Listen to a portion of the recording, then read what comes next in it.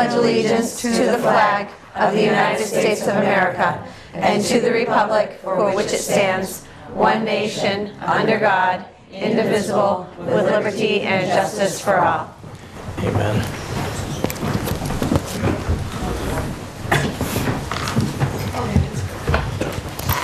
Okay, before we begin the meeting tonight, I will read to you the filming prerequisites that I always say. I remind everyone that this meeting is being telecast and recorded on Channel 14. I also remind any member of the public who wishes to make an audio or video recording of the open session of this meeting to first notify me as chair. Is there anybody that will be doing that tonight? Okay, thank you. I will then inform the public of the recording as required by the open meeting law. Okay. As you can see, tonight's meeting is chock-a-block full of stuff. All good stuff, always. And maybe I'll be nudging people along tonight. Don't take it the wrong way if I do. Is there any public comment to start the meeting with? Okay, there isn't. So, next we will hear our mission statement, please. Yes. The mission of the Falmouth Public Schools is to educate students so that they are engaged in their education in a way which develops their capacity to pursue their goals and fosters lifelong learning. The three core beliefs which define us as a school system and enable us to accomplish our mission are continuous improvement for students, teachers, staff, and administrators, enthusiasm for teaching and learning, collaboration in teaching and learning. And the role of the school committee is threefold: to write policy, to approve the operating budget, to hire the superintendent and support her in carrying out her initiatives for the district. Thank you, Andrea. I have yet to read the students' comments from the bowl, so I'm going to take a stab at it tonight. This first one will be from the high school because it's the maroon paper. Okay, this is from Sophie at Falmouth High School. She says, Clipper Time has helped me by getting one-on-one meetings with my teachers. We hear often about the advantages of the Clipper Time, and we're glad to hear that. This is the gray, so this will be 5, 6, 7, 8. Okay, this is from Elizabeth, who goes to Lawrence School, and she says, my school inspires me to take responsibility for my education and to do the best I can do. Great. Reaching their potential. And the white one will be from a student at one of our elementary schools. This is from Danny. He goes to school at T-Ticket. And I'm chuckling because from the type of handwriting, I'm going to guess he's in first grade. In my school, hard work is rewarded by respect from teachers, parents, and classmates. Isn't that wonderful that little kids are concerned with the respect? Yeah. Thank you. Very, very great comments today. We've never had a bad comment from that bowl anyway, so. Okay. First item after that would be from our student advisory, who is not here tonight. I just wanted to say I read there are 3 sports teams in the tournaments currently. Does anybody know what they are? Yes, Melissa. I know that the high school girls hockey team has their MIAA tournament tomorrow night at 6 o'clock at the Falmouth Ice Arena. That one I can speak to. Yeah, I was hoping the student would be here because I can't remember what the other 2 teams are. We have such great athletic teams in all the sports in our schools. I'm Rory, the lacrosse team's doing very well this year, so they're probably in the mix on that as well. The lacrosse team? Yeah. That's not till the spring, though. They will be. They will be. They will be. Yeah, that's a given. Okay. Anyway. I believe it's also girls basketball tomorrow night. Girls basketball, yes. Girls Great. basketball are in the tournament as well. Yeah. So anyway. It's a tough choice to make. Yeah. Hockey, basketball. Yeah. Okay. The next item on our agenda is to take some time to recognize a member of our committee who received quite an award at the State House last month. Patrick and I were proud to be there in the audience, and the meeting, the presentations were wonderful. The meeting opened with a comments from the Lieutenant Governor Karen Polito, and it ended with a address by a Reverend Talbot Swan, who was a Baptist minister, and said, "You people are all probably cringing that how long the Baptist ministers can go on." Actually, his speech was wonderful. It was thoughtful and moving, and the ceremony itself was just very nice. And I also want to thank Public Representative David Vieira, who took us around after the ceremony. Natalie and her sons and her mother and mother-in-law, and Patrick and I got to pretend we were bigwigs and sit on the podium in the House of Representatives and the newly renovated state Senate. State Senate chambers was beautiful to see. So thank you. So I believe we have some slides, do we, for this presentation? No, they were in the packet. Oh, okay. Okay, so, I don't know. Okay, I had thought maybe we were gonna, push these up to see. I'm sorry, I'm mistaken, but you can all see some of the things that I was talking about, us, being on the podium. You can see pictures of the part of the group and the awards they received. These were people from all over the state, so we're very thankful to Natalie for representing us. It was, the conference was entitled Black Excellence on the Hill, and it was just a very moving, wonderful ceremony. Did you want to say something, Well, I just Nat? want to say thank you for being there, and also a special thank you to David Vieira for nominating me for the award. So it was great. It was a very special day. It was. Yeah. It And was. well deserved. Thank you. Yes, yes. I think we should give her a round of applause.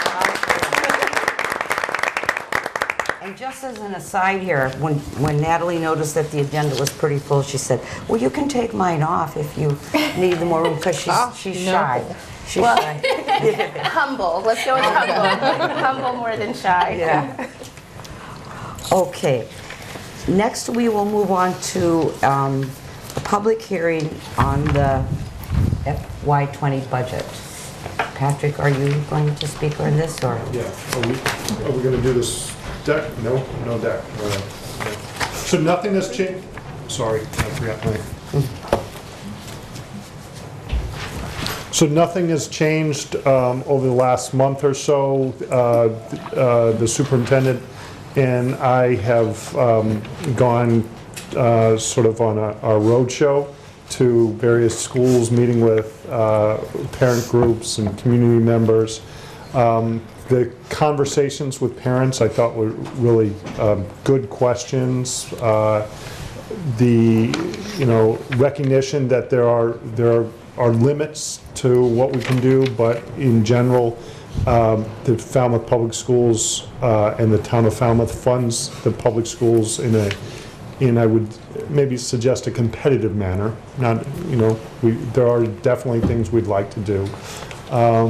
And we're sort of making our way through the end of the budget season without any drama, which is always the goal. And we're trying to incrementally make improvements. The mantra that we've used over the past few years of kind of reallocating existing resources continues, but we recognize that we have some really high quality schools, classrooms, class sizes, programs, and supplies and materials that go into our schools. And our goal with this budget was to maintain that level of services that we currently have. Is there any questions, any additional comments? Your first round through It was very smooth. Thank you very much to Yes, everyone. That was the goal. That was the goal. So we did not change the presentation at all from the 2 times at the committee and then at the in the community meeting. So it has remained the same, and there have been no suggestions to indicate that we should change it. So is there anybody in the public that wanted to comment or ask questions about the budget? Okay. All right, Okay, we will then be voting on this at our next meeting. Okay, so everybody can plan on that at our next meeting. Okay, so next we will hear a presentation from the Technology Department with updates from Cindy Tugas. Do you need some help? I think I'll move along here. So, good evening, everyone. I'm Cynthia Tugas. I'm the Director of Digital Learning, and tonight I have with me, I'd like to introduce my folks that I have with me. Would you just stand as I call you? Tara Draper from East Falmouth. Megan Anderson from Mullen Hall. Kristen Bergeron from North Falmouth. And in the corner, Kathy Rodriguez from T-Ticket. So, started with this.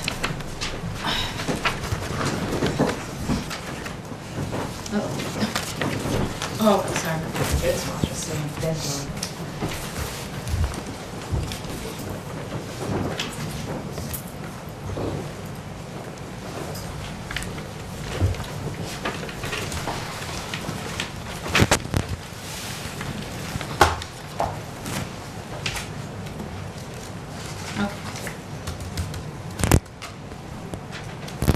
All right, so tonight we're focusing on developing computational thinking in grades K through 6.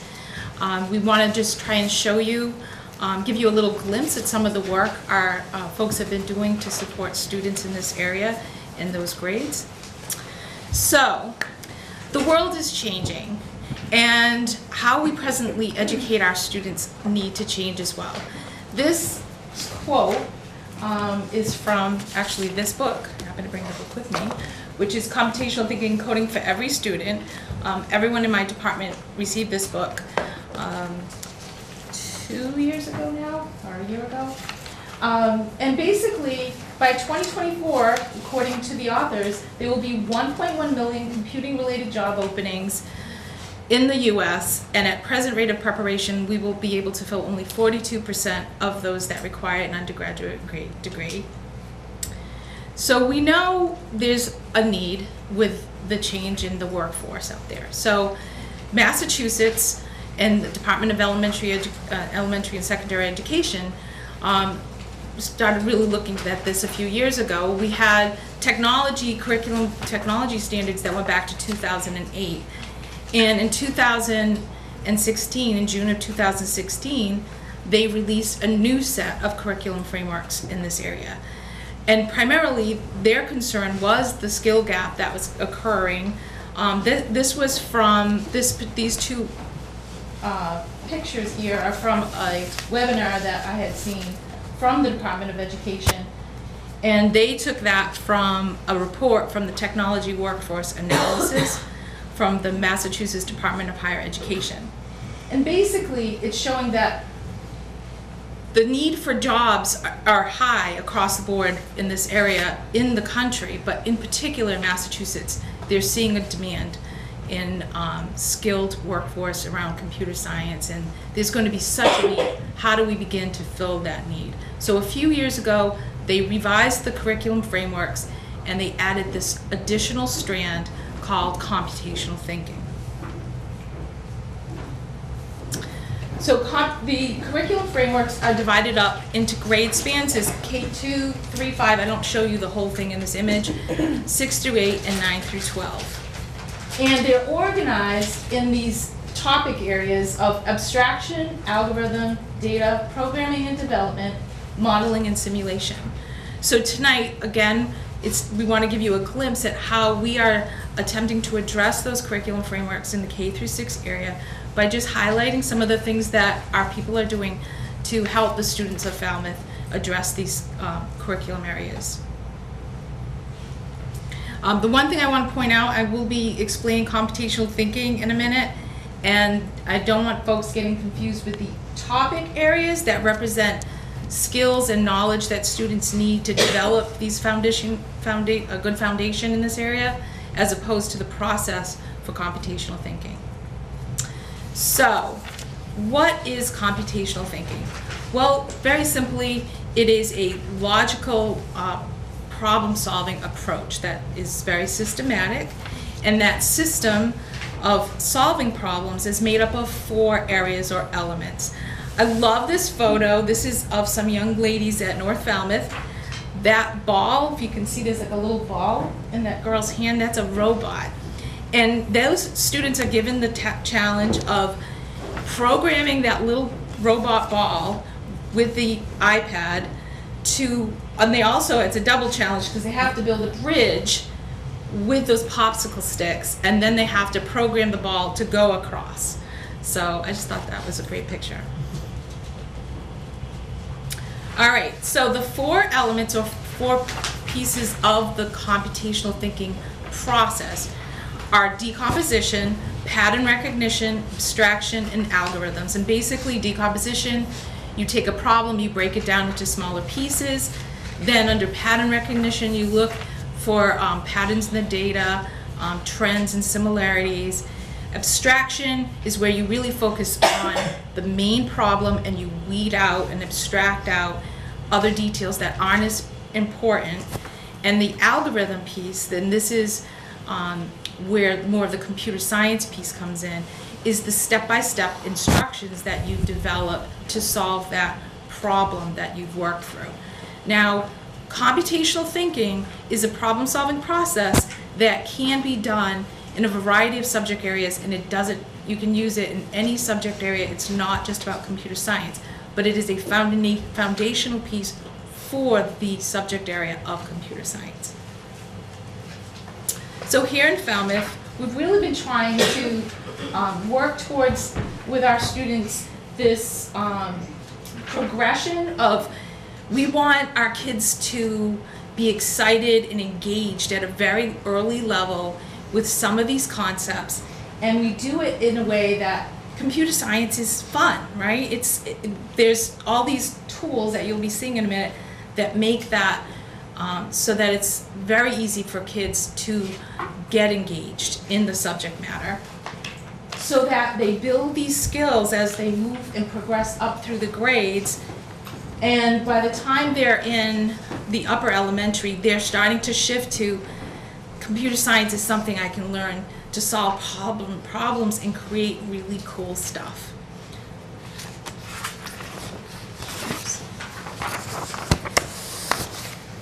All right, so I'm going to be inviting some folks up from my K-4 schools. Megan? Actually, I'll click. Okay, so I'm going to be showing you the Osmo, which is a tool that all K-4 elementary schools use across the board. It's a way that we can expose early learners to the concept of coding. And it's as simple as this plastic white base, this little reflective mirror that looks into the eye of the camera on the iPad, and then these programming coding commands. So walking, you can change the direction, grabbing, jumping, and then you can also add little numbers to the different commands to tell the character on the screen, walk 3 times, jump once. The students in K-4 use this device to learn about algorithms that are step-by-step directions in order to solve a particular problem. And the problem on Osmo, or this game, I guess, is to help Abby find his way through the forest and collect strawberries. So the kids work together. I use this specifically, well, I use it with all K-4 kids, but mostly with kindergarten. I have them work in pairs. So one of them's the driver, the person moving or manipulating with the hands-on blocks, and the other person is the navigator. And what the navigator does is checks the driver's work. If there's an issue with their algorithm or their directions, they have to debug or fix the problem in the algorithm. So you connect, let's say I'm going to get down to that strawberry over and down. The path lights up for the algorithm. They add on this little play button, and they run their program or their algorithm, and Abby will actually follow their step-by-step directions. So, and again, this is a thing that all K through 4 schools use to teach the concept of coding and algorithms. That's so cool. Yeah. Thank you, Megan. You're welcome. Okay, next up, we have, please change the slide. Kristen. Okay, I'm going to be talking to you today about the Lego We Do. Every elementary school was fortunate this year to receive several Lego We Do kits to help us in incorporating programming into our curriculum and to help bring programming to life for our students. In addition to these kits, we also received an all-day training to help us implement the kits into our day-to-day teaching and help us with aligning the materials to our curriculum standards. So with the Lego We Do's, the students build with Lego bricks, either following the step-by-step instructions that are available in their software to create STEM-inspired projects, or students can bring the challenge further out by creating their own robots. The kits include just your traditional Lego bricks, but in addition to that, there's also a smart hub, which is the brain of the robot, a motor sensor, and a tilt sensor also. After the students have created their robot, via Bluetooth, they'll connect their robot to either an iPad or a Chromebook and begin the process of writing code for their robot to bring their robots to life. The Lego We Do software uses programming blocks and a simple drag and drop interface, which is very user-friendly for the students. Throughout the process of programming, the students have to constantly evaluate either their robot or the program to look for any bugs or problems. And oftentimes we'll have to rework their robot or their program to fix it. I have up on the, I was going to say smartboard there, but there's some pictures of the kids working, but that particular picture to the right, we had two boys who decided to take the building on their own, and they didn't want to follow directions. They wanted to create their own robot. They thought when they built it that when they used the motor, the robot was just simply going to go straight. They found after, once they ran the program and had it drive, that it wasn't doing what they wanted to do, which is the whole purpose behind it. We want the kids to think, we want the kids to troubleshoot, we want them to fail because we want them to be able to come back into it to figure out how they're going to rework it. Because failure is fun. They were laughing. The kids who were around who were watching thought it was great too, so it's okay to fail.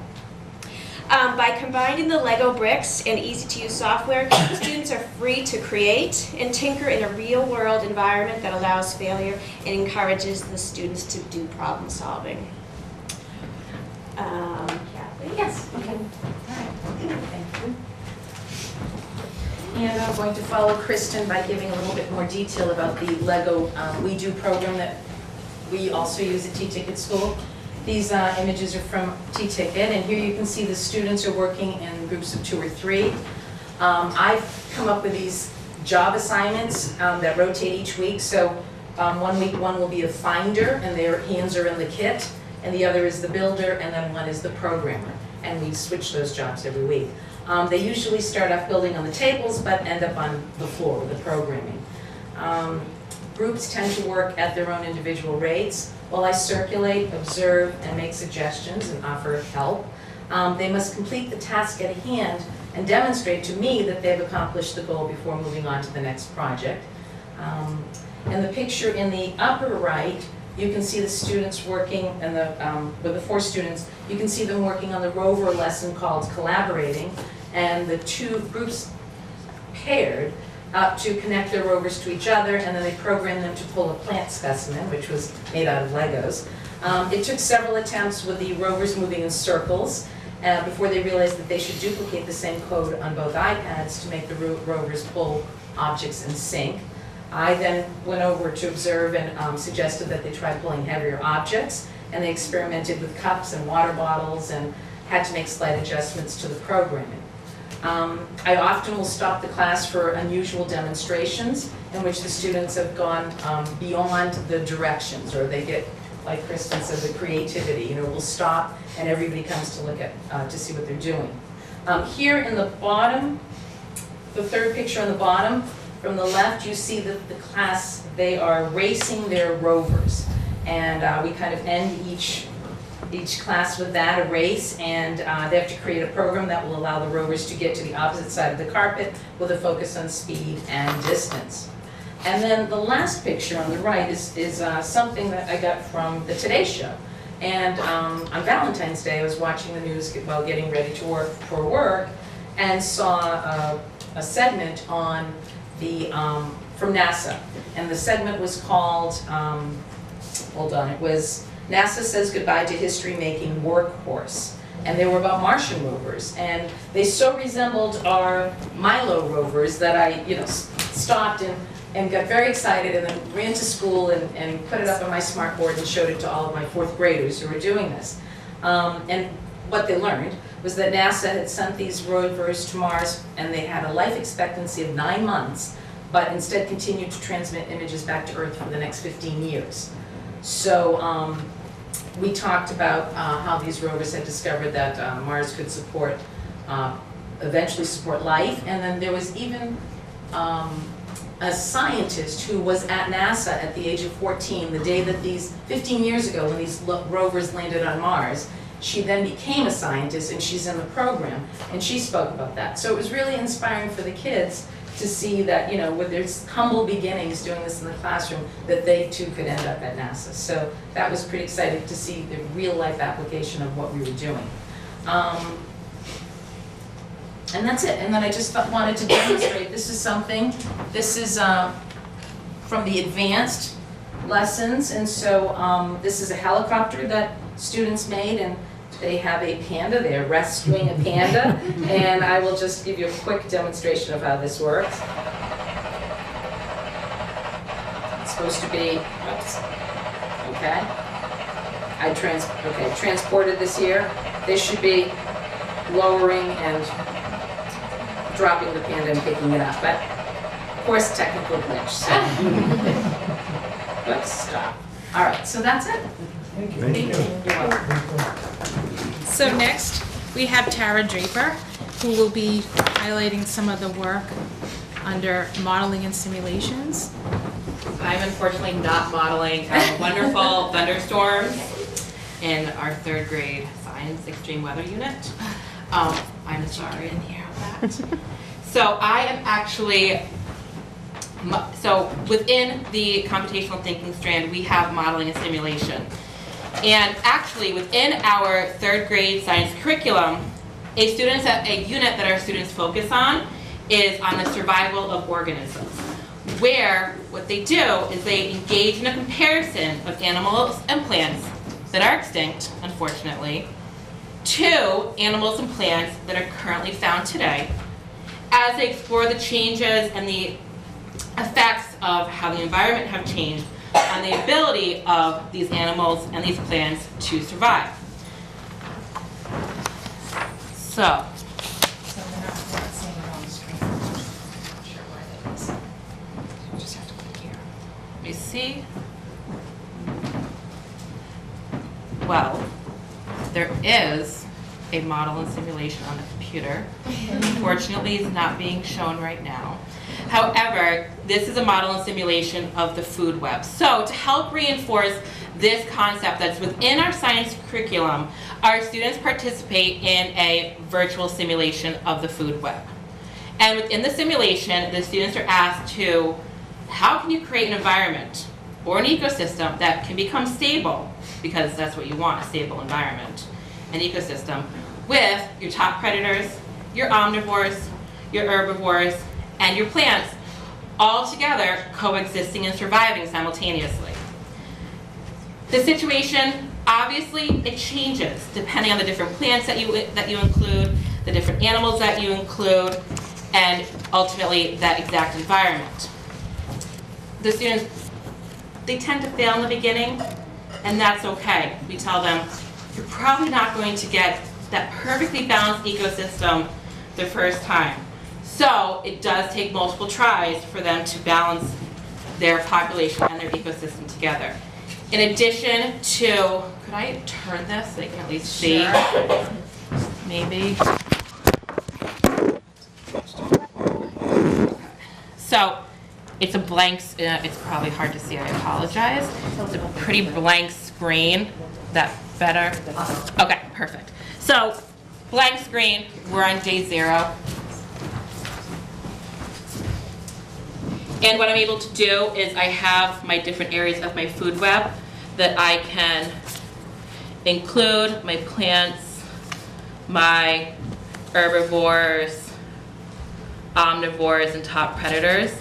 And I'm able to actually run my food web, and I'm able to see, depending on the different elements that I've chosen, if it's going to become stable or if certain populations are going to thrive and others fail. In addition to this simulation, a model that we do on the computer, we also, within that same science unit, do other activities such as a oh deer simulation where the actual students become the wolves and the deer, and they can see as each other if there become too many wolves, what happens to the deer.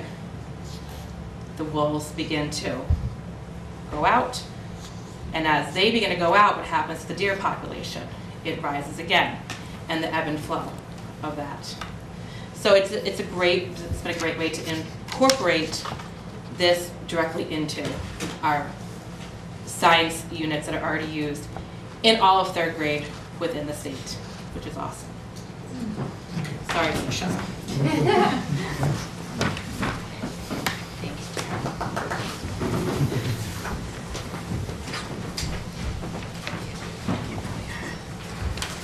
Okay, so Linda Lonergan is our brand new teacher at Morse Pond in our new digital literacy computer science course. And she was unable to join us tonight, so I am just going to attempt to showcase some of the work that they've been doing at Morse Pond. So, we made an investment in the We-Dos, which are made for the younger students with the Lego education kits. And we've done the same at Morse Pond, but we've gone with the Lego Mindstorms, which are recommended for that age group. And you'll see that that's a core-based system right there in the lower corner of the screen. And using, again, very simple, using an iPad or Chromebook and being able to drag. By the way, those are visual block coding, makes it very easy. Usually when you talk about coding and programming, people think of lines of code and it's really abstract. It's really wonderfully resources that we have for students to make it more understandable for them today. So I hope we can hear this video. There's some adorable things said by the students. You'll see them working in the classroom with the Lego Mindstorms.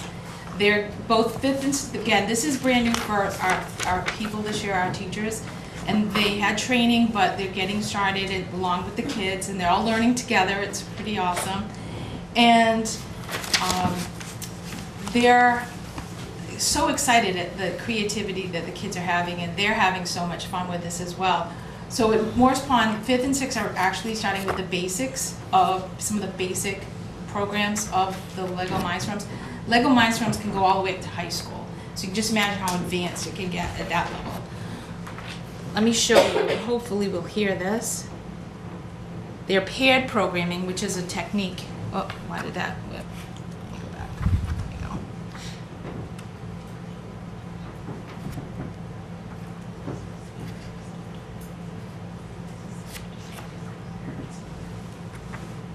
I don't hear any audio, unfortunately. Oh, you don't see it there either. Okay. Well, I will turn it.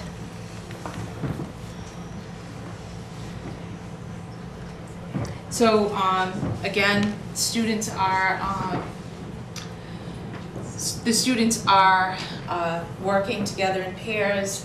They were charged with the task of figuring out. They had very little information in which to do this. The teacher wanted them to troubleshoot think critically themselves.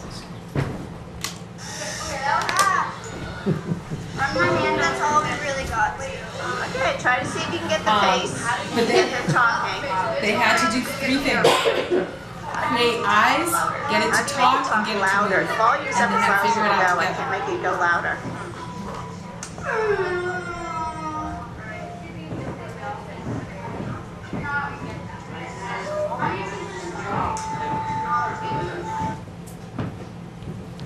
Actually, so, again, I feel like we're just getting started. This is just only in the last 2 years that since the frameworks have come out for us, we've started investigating this, getting resources together. So it's pretty exciting. And the kids, as a matter of fact, I heard a story today from Morse Pond that one of the kids was so excited because he figured out, and if you remember what that slide I had about the fun, the creativity, and getting to learn how to solve problems and create things, that they can actually do things with these models and robots. The young man was so excited because he figured out how he could make his robot close the door of the classroom. And he just thought that was the greatest thing. So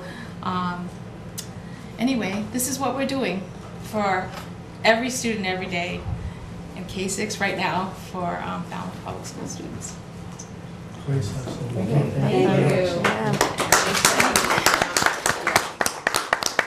questions for any of us?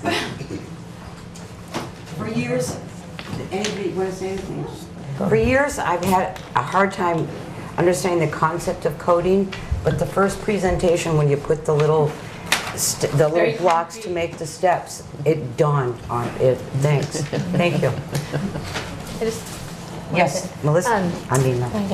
I think it's great. I think, kids learn by doing, and I love that they're getting up and they're moving and they're using their hands and they're working together, and I just think that's really important. So I'm very impressed. I can't wait to see what happens in the future with it all. I didn't have a question, but now. Okay, I'm sorry, time is over. I know, though. sorry. Yeah. So I am imagining that, so this is focused on our younger kids, and I'm imagining that with very little time, they're gonna pick it up like crazy fast, frighteningly fast. So then what? Because they're gonna be, zipping through all of this and, and then what comes next? So we're looking to build a progression K through 12. So when I came on board 4 years ago, we had just started the computer science program at the high school. So that was the one place we had the formal program. At our younger grades, our code had been promoted and we had tinkered a little with that. But really, we're trying to kind of build K through 6 because it started to kind of organically develop with Hour of Code, some of the makerspace programs that some of these young ladies had gone and gotten grants for, and the kids had gotten robots and they had been, the teachers had gotten robots, but the kids started taking off with that. So again, it just kind of started to develop. So, we looked at it like, how do we make it more formalized? And that's where having these educational kits and making sure that, it's great, the grants and all of that stuff have really helped, but we need to have consistency at all four schools so that all kids have the same opportunities and have the same, like the Osmos and all of that. So then again, obviously I want to spread this and working with Tom Bushy at Lawrence. We have to look at vertical alignment between what's happening at Morse Pond, what's currently happening, because there are obviously we know there's STEM opportunities already for kids at Lawrence, but we need to connect the dots and make sure that what we're doing, and obviously by then, in the near future, and it doesn't take long, what we're currently offering right now at the high school, there might be a couple pieces of that need to push down because they're already getting more advanced. Right. So it's constantly evolving. We're constantly analyzing, like, okay, where are we? What's next? A lot of the conversations we've had with these folks right here are just like, wow, you're getting your feet wet. Can you imagine where this will be another year or two? And it's really important for us to have these conversations across. So when we meet as a department, K through 12, you know, when I have everybody kind of in this, sometimes we have these in the all-day in services, we get to have those conversations about the different gadgets or things or where people are at, which is really helpful to have that cross-grade conversation. Are the grants consistently evolving as well? Are the grants short-term, long-term? Well, Is it from Lego? Is it specifically zeroed in for, obviously, the grade levels? Because when you mention grants, I think that's outstanding. Sometimes grants are discontinued. And if, you know, Legos is a grant and they're involved with the educational system, I think those things are important. And if you can continue that, and it's grant writing on a yearly basis, as teachers, do you have to be totally involved with that and spend part of your time as to, I need to qualify for grants, I need to indicate what we're doing, how we're progressing, and then move forward? Just a quick question. So one of the grants that we were really fortunate to be involved with was at East Falmouth. And so there, and Tara was involved with this, it was with the state. It was really around developing model curriculum units and in this area, and getting some knowledge, like we have resources. So that was, for us, that grant really was about going forward for not just tech teachers, but it's really subject matter. It was really implementing the computational thinking strand directly into our in our building, our third and fourth grade science and math curriculums, which has been a really fantastic way. And our team that we sent there was unique in that because I do teach the technology and also the library aspect.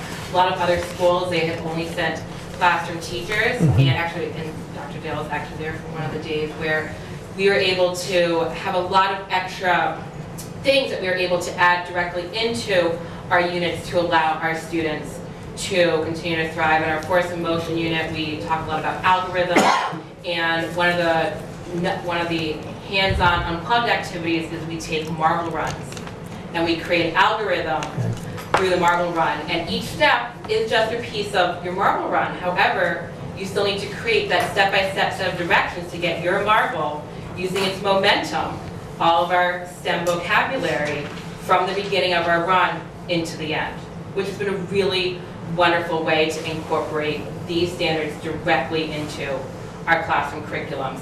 And that's what the model simulation I showed you on the computer, it's implemented directly into the unit itself. So that was just, that grant wasn't about stuff or money, it was more about developing our capacity in the classroom. So that was a great resource going forward, and I think expanding, what the next steps would be expanding and working with the professional development. To do that. But we're very fortunate, as you know, with Falmouth Education Foundation. Yes. To have, you know, many of these ladies here have written grants to get little gadgets and things to implement, again, through some of the maker spaces, to start working with some of these things. I know, Carrie, I think you were one of the first ones that got the little dash and dot robots. 4 or 5 years ago. Excellent. And they're so much fun. Okay. Very cool. Good. Thank you for those efforts. Yes, Just a comment, this is, in the spirit of the Legos, everything is awesome.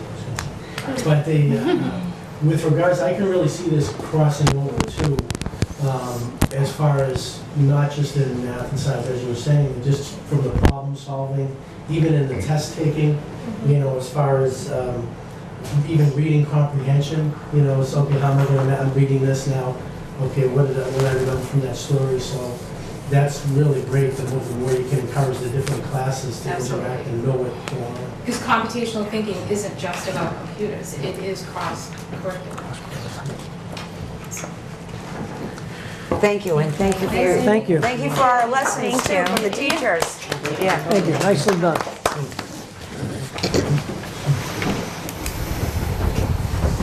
Oh, better be light. So the next item on our agenda is a presentation of East Falmouth School highlights.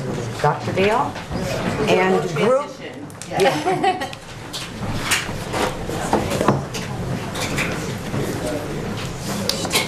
I can't have another one of these in my life. We'll get it together. I like to die. right, look at this. Yay!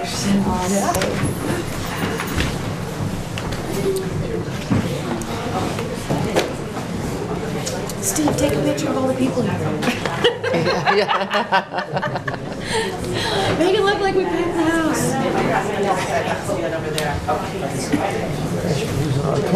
This is really good. I love this one about becoming a mom. I don't think their parents are what, just fantastic to see people there. This way.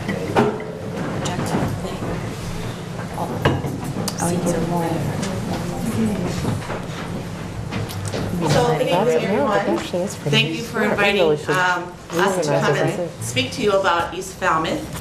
In consideration of what to highlight in such a short amount of time about East Falmouth School, the first thing that came to my assistant principal and Siba and myself's mind was how East Falmouth School builds character within our students, in addition to teaching the core curriculum areas.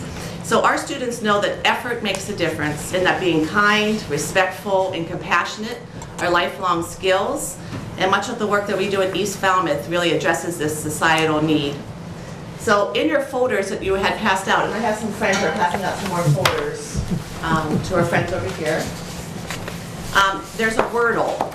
And the Wordle is like a puzzle, and it has a bunch of activities that we do at East Falmouth. And beyond looking at the Wordle, what better way to learn about some of the activities than from the students themselves?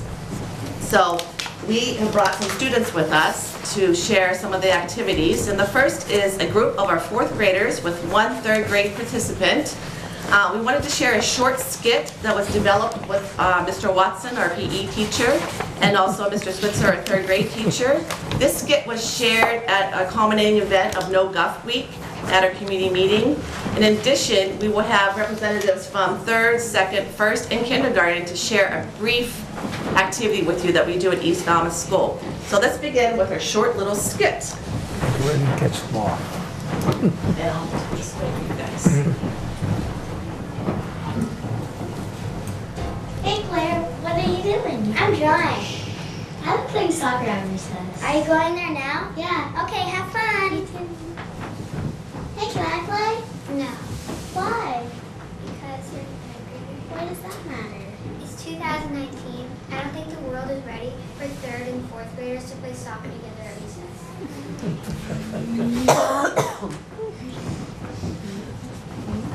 What am I gonna do? Think, Claire, think. You know what to do. Mr. Watson, is that you? Where are you? I'm in your head, Claire. I'm your conscience. What? But how? Well, I've been teaching you for 4 years. I'd like to think you've learned something from me. I have, Mr. Watson, I have. But we always just play games in the gym together. I mean, that girl really looks upset. That's true. We better wake up the other side of your brain to help. Hey, wake up. Wake up. What? I was asleep. I know, but Claire needs help. All right, Claire, what do you need? Wait, Miss Phelan, is that you? Are you my head too? Are you also my conscience? It is Mrs. Phelan, and I am in your head, but I am not your conscience. I am your voice of reason. Oh, good. Thank you, Mrs. Phelan.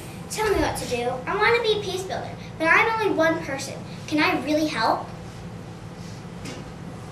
Of course you can help, Claire, but only you can determine what is truly the right thing to do. Think about everything you've learned here at East Falmouth School. Well, I've learned math. 5 times 5 is 25, but that doesn't help with this. I witnessed some serious guff. You're right, Claire. You've learned math, but you've learned something here far more important than math. More important than math? Let me think. I've learned how to read, too. I can tell you about Tuck Everlasting. That's true, Claire, but you've learned something even more important at East Falmouth than reading and math. Miss Phelan, my voice of reason. You're supposed to be reasonable. What could possibly be more important than reading and math? I can't. Only you can figure out how to stop the guff you've seen. It's time for us to leave you now. You're on to 5th grade next year. That means no more Mrs. Phelan and no more Mr. Watt. Bye, Claire. Good thing we saw a wise person like Mrs. Phelan. She is full of wisdom. Full of wisdom? She didn't even tell me what to do. Please don't leave. I need help. I need you to tell me what to do. Are you there? Please, no, come back. Oh, man. More important than reading. More important than math. Think. Think, Claire, think. What could it possibly be? Wait, Mr. Watson said we saw a wise person. Miss Phelan is wise. Seek wise people is one of the Peace Builder principles. I know, I've got it. I've learned to be kind and be respectful of things and people. I've learned to be a peace builder, and any peace builder can stop guff. I can right this wrong. Hey, Emma, are you okay? I don't know. The girls didn't let me play soccer with them. That's not very peace builder like. Let's go talk to them. Don't you think we should all play together? But she's a 3rd grader.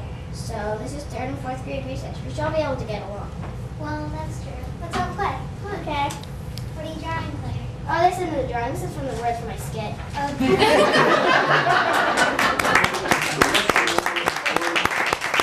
The most important thing you can learn in life is to be kind to others. Be kind to yourself, and trust all the great things you learned here at East Falmouth School. When we all stand up for what is right and stop guff, then we make our school and our community a better place. Way to go, Claire. You're right or wrong. So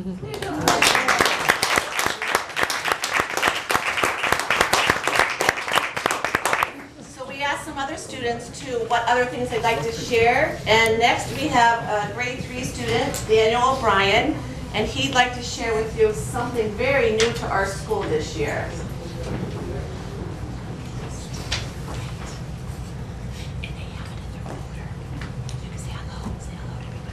Hello.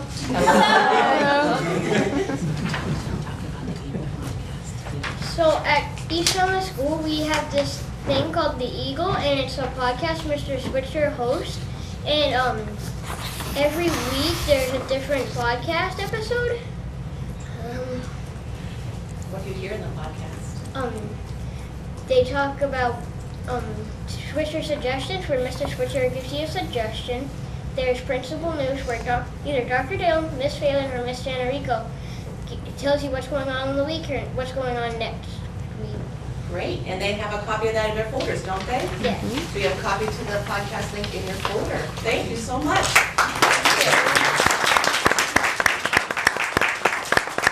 Next we have the 2nd grader, Anaya Daly, coming to talk to you about the Principal's Reading Challenge. Where is he?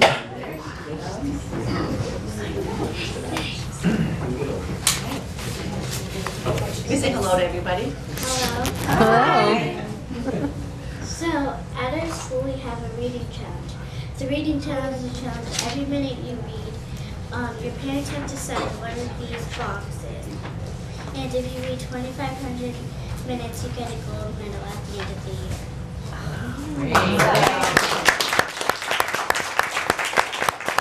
Mommy shared with me that she's never been more motivated about reading, so we're so excited to have her come and talk about that.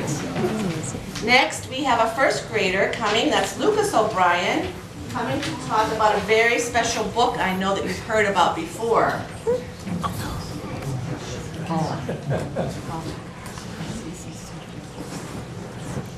Go ahead, say hello to everybody. Hello. Hi. This is the Golden Book. And whenever you do something really kind, you get to sign it and you get to wear a sticker.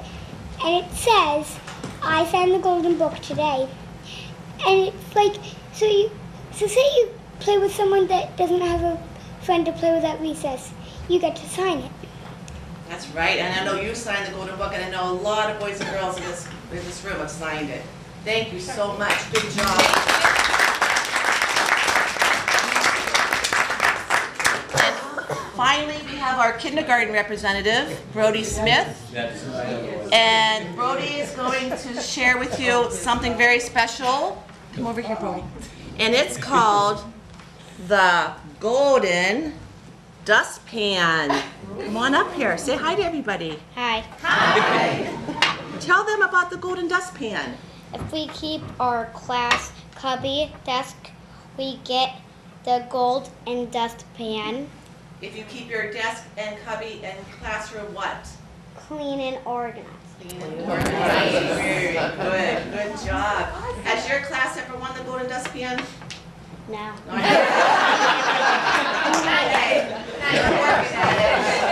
Thank you.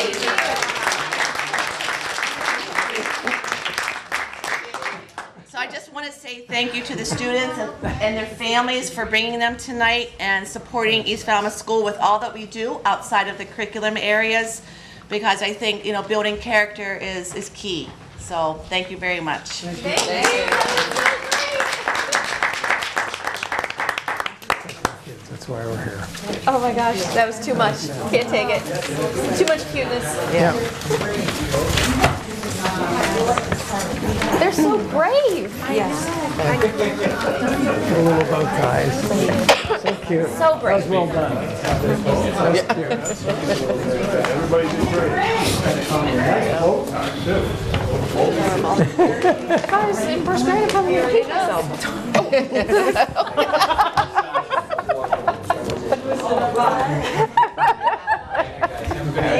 Thank you. It's presentations like this that tell you why you're Edit that out, plowing Ryan. through the budget, plowing through the policies, Yes. all the dry things Oh we my do. gosh, that's so adorable. There's the Bottom life line. of it. Yes, I mean, it is. that was wonderful. Bottom line, kids. Yes. Yeah, it is. Fantastic. Okay. We will now tackle the calendar, okay? This is our second reading, or our second time looking at the calendar. Do you want to talk about it, Lori? Yeah, so I incorporated your idea so you could actually see it from the discussion before. So in the 1920 calendar, you have an option 1 and an option 2. You, I believe, wanted to look at what it would, if we extended the holiday vacation to include January 2nd and 3rd, instead of returning to school on that Thursday and Friday, then you can see in June, it extended it to the 19th of June or the 25th, 26th, depending on snow days. So that is that option. We also moved, if that is the option, based on the concern of those half days. So we moved the apple from the 7th to the 14th, so that we're back in school a week, and so we're not back in a day. And then on the, I'm sorry, that was option 2. On option 1, we left the way it was before.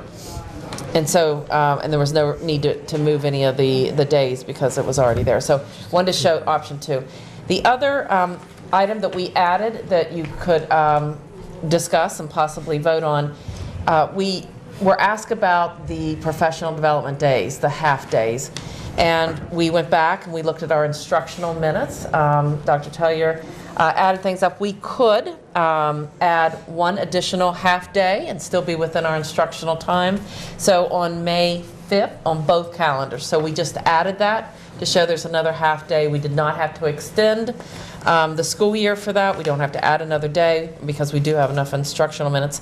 Part of that discussion, as a reminder, was that we have 5 days. Other surrounding districts and districts across the Commonwealth have, 6, 7, and sometimes 9 professional development opportunities through the school year. So with our current instructional minutes, we could add 1 additional. That would be the 6th. So that is the 1920 calendar.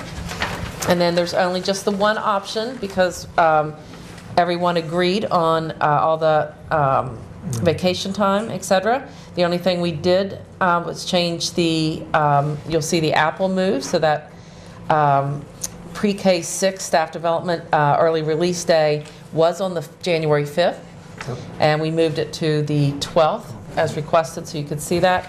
And this calendar also has that additional half-day professional development for teachers. Can I just ask a quick question? Is that slash through the 23rd, is that an early release? That's an early release, Okay, I just want yeah, to make sure I that knew day, what that yeah. meant, because it's not, maybe we could add it to the little, Yes, we can absolutely do that if we vote to do that. That was the recommendation. Okay, is there a motion to act on this? Because before we can talk about it, we need a motion, I think. Right? But we need to make a motion of what one Which motion one? John Yeah. to Yeah. approve, right? Yeah. I'll motion that we approve option number 1 for the 2019 and 20 calendar. Okay, is there a second? I seconded it then, okay. Okay, now we can discuss it, yes? Leah? So can we only discuss option one right now? I feel like we need to make a motion for all three, either separately or as a group, so that we can discuss all three fluidly. I think you can only have one motion on the floor at a time, though. Yeah. Can it be a motion to We could discuss? amend I mean, you can the motion. discuss But we can the- contrast, can't we? Yes, you can, I can contrast discuss it, from I one can to ask two. my question around this one, because it Yeah, applies but to all we'll of just them. be I'm fine. wondering about the pre-K-12 early release day in May. That doesn't conflict with MCAS? Is MCAS the next week, or? So because of the open windows up to grade 8, we looked at where the space was in the window to be able to put it in. And typically for the prescribed days for the high school, it would either fall the week of the 12th or more likely the week of the 19th if I'm just looking at the 19-20 school year. So when we looked at that and the available window for grades 3 through 8 testing, that appeared to be both in this year's calendar and looking backward 2 years, the most viable option to be able to allow continuity and professional development beyond the first week of March. Okay, so it seems like it would be an okay time for teachers Yes. to be able to have some professional development. That was my question about that, which pertains to all of them. Yeah. Any other questions? And Yes. related to that also, so this went to the union, their game for an additional half-day? Yes. Okay. Yes. I just want to make sure, I don't want to go against them. I don't thought you were wanna- going to ask the other question about which calendar on the Oh, day, no. so yeah. I'm sorry, the I just want professional. to make sure that they saw Saw the the calendar. additional half-day and are Yes. good with that. Okay. Leah? Then the follow-up is, did they look at these calendars of the options? Yes. And did they have a preference? So they were actually split, and so they said they would be happy with, half the group's going to be happy with either one, and so they'll support either calendar that's, many of the members, they said, like the extended holiday break, and half of them like to be able to get out 2 days early in June. So it was just a really split vote. So they were really not supporting one or the other. So we Okay. can make Yeah. their decision. Yeah. Leah? I have another question about this. So last time we talked about this, I asked the question of, is there some potential maintenance that could get done with an extended period of break? Would that be helpful, or? I don't know that it would make a difference with that. Your calendar builds in then 5 days for inclement weather? Yes. Okay, so, and then anything after 5 days would then be added to the end of the year, and anything less than those 5 days you would take off then? Correct. Thank you. That becomes important. Any questions on this side? Is- Sorry, I I'm just already... confused if it's only about this one, this option one, because that was the motion, so I'm just, Terry, I have a comment on that, if I may. Yeah. No, basically, from this, we could just discuss option 1, and then if the thought process is within the notion of someone prefers option 2, then we would then vote for, yay or nay for option 1. and then And number then two whatever again. that number, that should mirror the next motion, which would be then, Yeah. somebody could make a motion for option 2 then. And if those numbers should equal, It all, it should- probably. It should be in inverse order, with the other one. But I think you can discuss option 2 as being a better option and not violate anything, because you're picking one over the other. I just kind of wanted to throw out there that I do think Sandwich and Barnstable are doing option 2. I don't think Mashpee has decided as of yet, but I do think that's kind of something that, a The piece of extended- information. It is. for people to know. Yeah, I looked up, I was doing the same thing. Oh, sorry. I was. Yes. I'm sorry, I keep on asking these questions, but I'm wondering about the YMCA. Would we be able to offer, if there was a 2-week window for camp or options? In the past, the YMCA has been open to holding things, so, no, it gets difficult, it's easier for them to schedule it when there's more days, rather than, it being cut up, or there only being 2.5 days, or that kind of stuff. So, yeah, they've been open to this.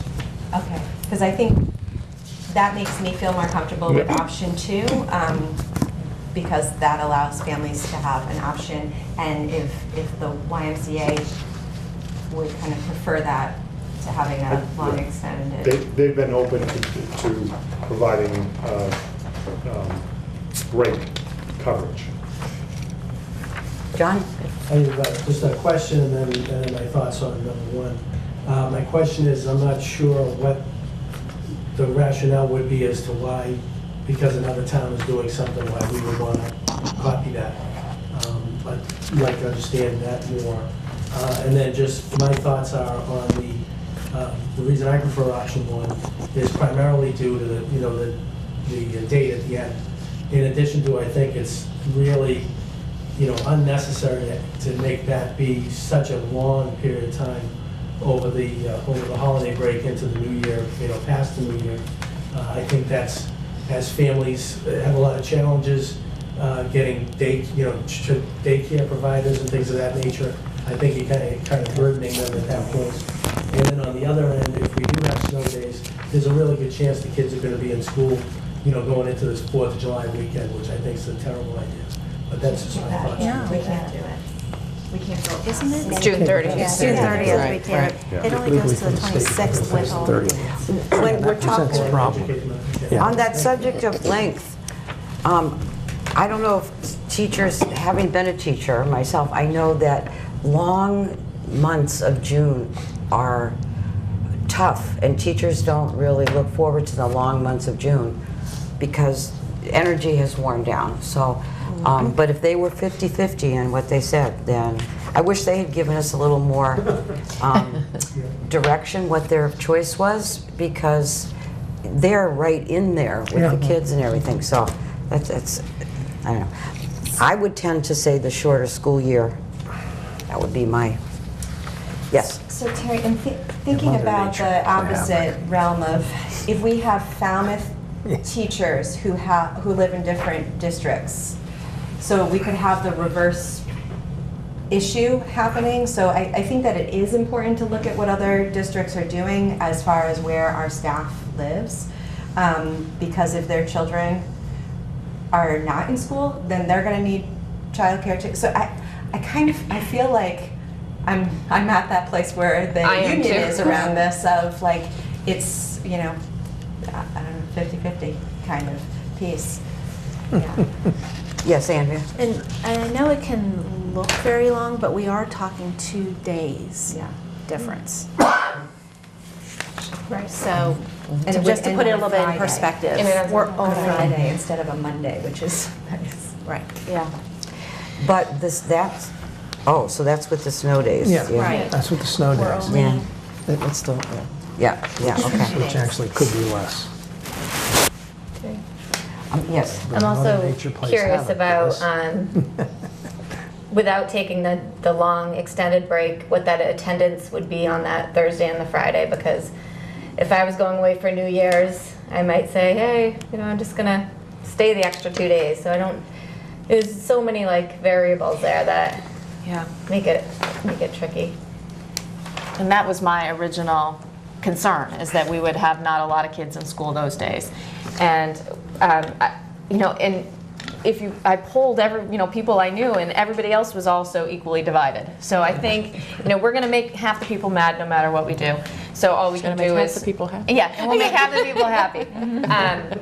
But I do think, like you did, Megan, I was trying to find some of the other districts around us, because we do have a lot of people that work in one district and have kids in the other, or whatever, one kid that's on school, whatever it happens to be. So, I'm leaning toward 2 for that reason, because that would, if it's a Cape-wide sort of thing, because the other districts haven't decided yet. But I don't see one being giantly better than the other. Any more comments? So, yes, John? Just one final one. Another couple of kind of medical type components of it is, the stretching the break longer. I mean, we do have challenges with kids that, have, whether or not they eat properly and things of that nature. And sometimes the school lunches are like a big, a critical item. So, having them have to go a couple more days and then go through another weekend. And then on the tail end, my own daughter has a heart condition, and then sometimes in the schools with that towards the end of the year, it's always a concern when you have extreme heat for some of the kids with different medical issues if we don't have air conditioning in all of the schools. So that's just kind of another angle, because basically from like June 15th or something on, it can be really challenging at some of the schools, and then especially when we tie in the school safety of where I know a lot of the schools would used to have the doors cracked open, and they can no longer do that. Okay, so now I have another one. Sorry. Do we have a teacher present? We do. We do. So I knew we do. Do you have any thoughts? So, because I wasn't even sure what you were talking about. So this is where next year falls next year. Next year, they're talking about having it's 2 solid weeks plus and the weekends, versus just having school going up to January, or starting after January 1st and 2nd and 3rd. Oh yeah, good. That's a lot. That was a lot easier. Yeah. So I had the same concern about the food thing, but then I realized that if kids aren't getting fed if they are getting fed in January, then they're not getting fed in June, so it doesn't help all that much. But the air conditioning thing, do we think that that's a issue? I've never known heat to be that bad in June, more like September. September, yes, I've heard that. But I'm just wondering if we've heard from staff that heat in June is a problem. Do you have any? Well, there's, no pressure. Now I'd say I take the 2 weeks for Christmas. We tend, my family's overseas. We like to see them. And we always got to squeeze it in, and get such a personal. Get back home, get 9 off, and then I got to go to school the next day with a jet lag. Which is hard to deal with it. But then you're going to regret it probably in the summer. See, that's exactly. That's why everyone's flipping. I will say this doesn't happen very often, right? It's an anomaly. You did say 2021, it does not happen. One time. 1 year. Yeah. 2 days. One time. It only comes around once in a while. I'm just wondering about, during vacation, are there options for food for students? They can go to the Falmouth Service Center. Yeah. Falmouth Service Center, so that's communicated And we with do yes, we do parents absolutely communicate that up. Okay. Yeah, we did this year, we made sure. Okay, and for transportation, if they can't get there, is there I don't know do we have any options of, I don't know what the options of transportation is. Yes, Melissa. I can speak I know that some adjustment counselors will provide students and families with gift cards to Stop and Shop and Roach Brothers over long weekends, over holidays, breaks. And I wish that we had this conversation when some of the parents were still there, because one of the grandparents for those 2 little cute O'Brien boys, Bruce Holbrook, is a big volunteer at Falmouth Service Center, and he probably could have spoke to whether they can deliver food or get people there. Sorry. But I know that adjustment counselors are providing high-risk families, and they do identify them and do their best to provide. I find this. Since we're like 50-50, would taking another survey or look help us all? No, okay. It's going to be 50-50. I think we just need to own it. Yep, let's just own it. Okay. All right, so is everybody done putting in their considerations? Okay, so I guess we would, do you want option 1 or option 2 for the next calendar year? We have to vote on option 1. Right. We can either vote it down or vote Oh, that's right, John was saying then the next vote will be, okay. John understands those Robert's rules much better than me, so. Okay, how many are in favor of option 1? Am I saying that correctly now? Okay. All right. It doesn't have to be a roll call vote. Nope. All those in favor of option 1, say aye. Aye. Okay. Anybody against, or we don't have to do that? Aye. Okay, and abstaining. Okay, so that doesn't carry. So now we have to have a new motion for option 2. Would someone put a motion on the table? I'll put a motion on the table to to talk about option 2 for the 2019-20 calendar. Any second? Second. Okay, is there a discussion? It was already discussed in option 2. Yes, John? Just I wanted to note, counting the days, that would mean that over that December break, you're leaving on December 20th, and then you're not returning back, and bear with me here for a second. You're leaving on Friday, December 20th. And then the kids aren't going back to school until Monday, January 6th. So it's 16 days off, correct? It's 16 days. Okay, I just wanted to make that. Yeah, it is, it's 16 Yeah. days. That's another thing I thought about. That's a long time to wait, to be away from your subject matter. Well, and then long another time thing being home with mom and especially, with kids that are on IEPs and whatnot, the pattern is so important of keeping that pattern flow, and that will be a challenge. That's my final thought on that. Okay. So it's 8 to 10 Any other days. That's the comments? difference. Okay, all those in favor of accepting option 2, say aye. Aye.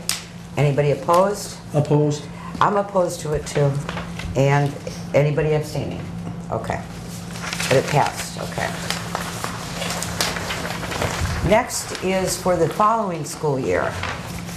I'll make a motion to approve the proposed school year calendar for 2021. Second? Okay. Questions, discussion, or Lori, did you have any more comments? No. Okay. Straightforward. Anybody have any questions or comments? Looks good. Okay. All those in favor of accepting the calendar as it is for 2021, say aye. Aye. Any opposed or abstained? Okay, good. Okay. Next, we will act on approving a field trip for art students. Yes. The National Art Honor Society at the high school tries to go to New York every year, visit the Museum of Modern Art and visit the Metropolitan Museum, which is a pretty unique opportunity. It's a one-day thing, so we leave very early in the morning, around 6 a.m., and then return anywhere between 11 and midnight, and then go to school the next day. We can do it. So,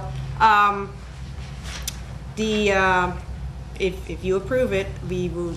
Right now, the plan is to go on Monday, April, I think it's 29th. And the cost for the students would be about $45. 50 art honors students will be going, and 5 chaperones. And we've been fundraising all year to keep the costs down, so we got it down to about $45. To pay for the bus is about $2,000, and the museums are about $1,100 for both museums. So. And how many years have you been doing this? I've been doing it for 5 years, but before that, I think we're going on, 12, 13, 14 years? Okay, is there a motion to approve this field trip? I'll make a motion to approve the field trip. Second? I'll second. Okay, any discussion on it? John? I just have a comment. I have to abstain. My daughter's going on the trip, and but as a comment, as a parent, it's a great trip. I think it's a good idea. Yeah, they get to see a little bit of New York, because the Museum of Art is in Midtown, so you got the noise, the smell, people yelling at you. It's great. And then you walk uptown through the park, and it's so peaceful and quiet. Yeah. And at the Metropolitan, so. Yep. I mean, it's a lot, and it's crazy busy, but it's a good time. Yes. Must have been successful to have lasted all these years. Yes, I know, Cal. right? So are the chaperones that are going teachers, or are they parents? It depends. I don't have my chaperones 100% lined up. In the past, Judy Fenwick goes almost every year. There's one parent who has been going for the last 5 years. Sometimes when we have a new teacher, we're like, hey, see what they're made of. We're teenagers in a bus. So yeah, Awesome. It varies. Combination, yeah. So then, this just, if we approve it, it just comes back for your list of the chaperones and their queries, I guess? Is that the process? So that was for discussion, and then we decided to let the subcommittee, we're working on the policy subcommittee. Okay. But the recommendation was, the last time was approve it because it's in ahead of time. And then I would be ultimately responsible, but Mary Gans would be the first one to make sure that all these pieces are. Okay. Make sure we do it the way we said we were going to. Awesome. The volunteers, the chaperones, they're quarried. We make sure that the nurse will sign off on it once we know who is going. It's on a first come, first, whoever has the field trip form signed by teachers and parents and gets their money in, the number one on the list.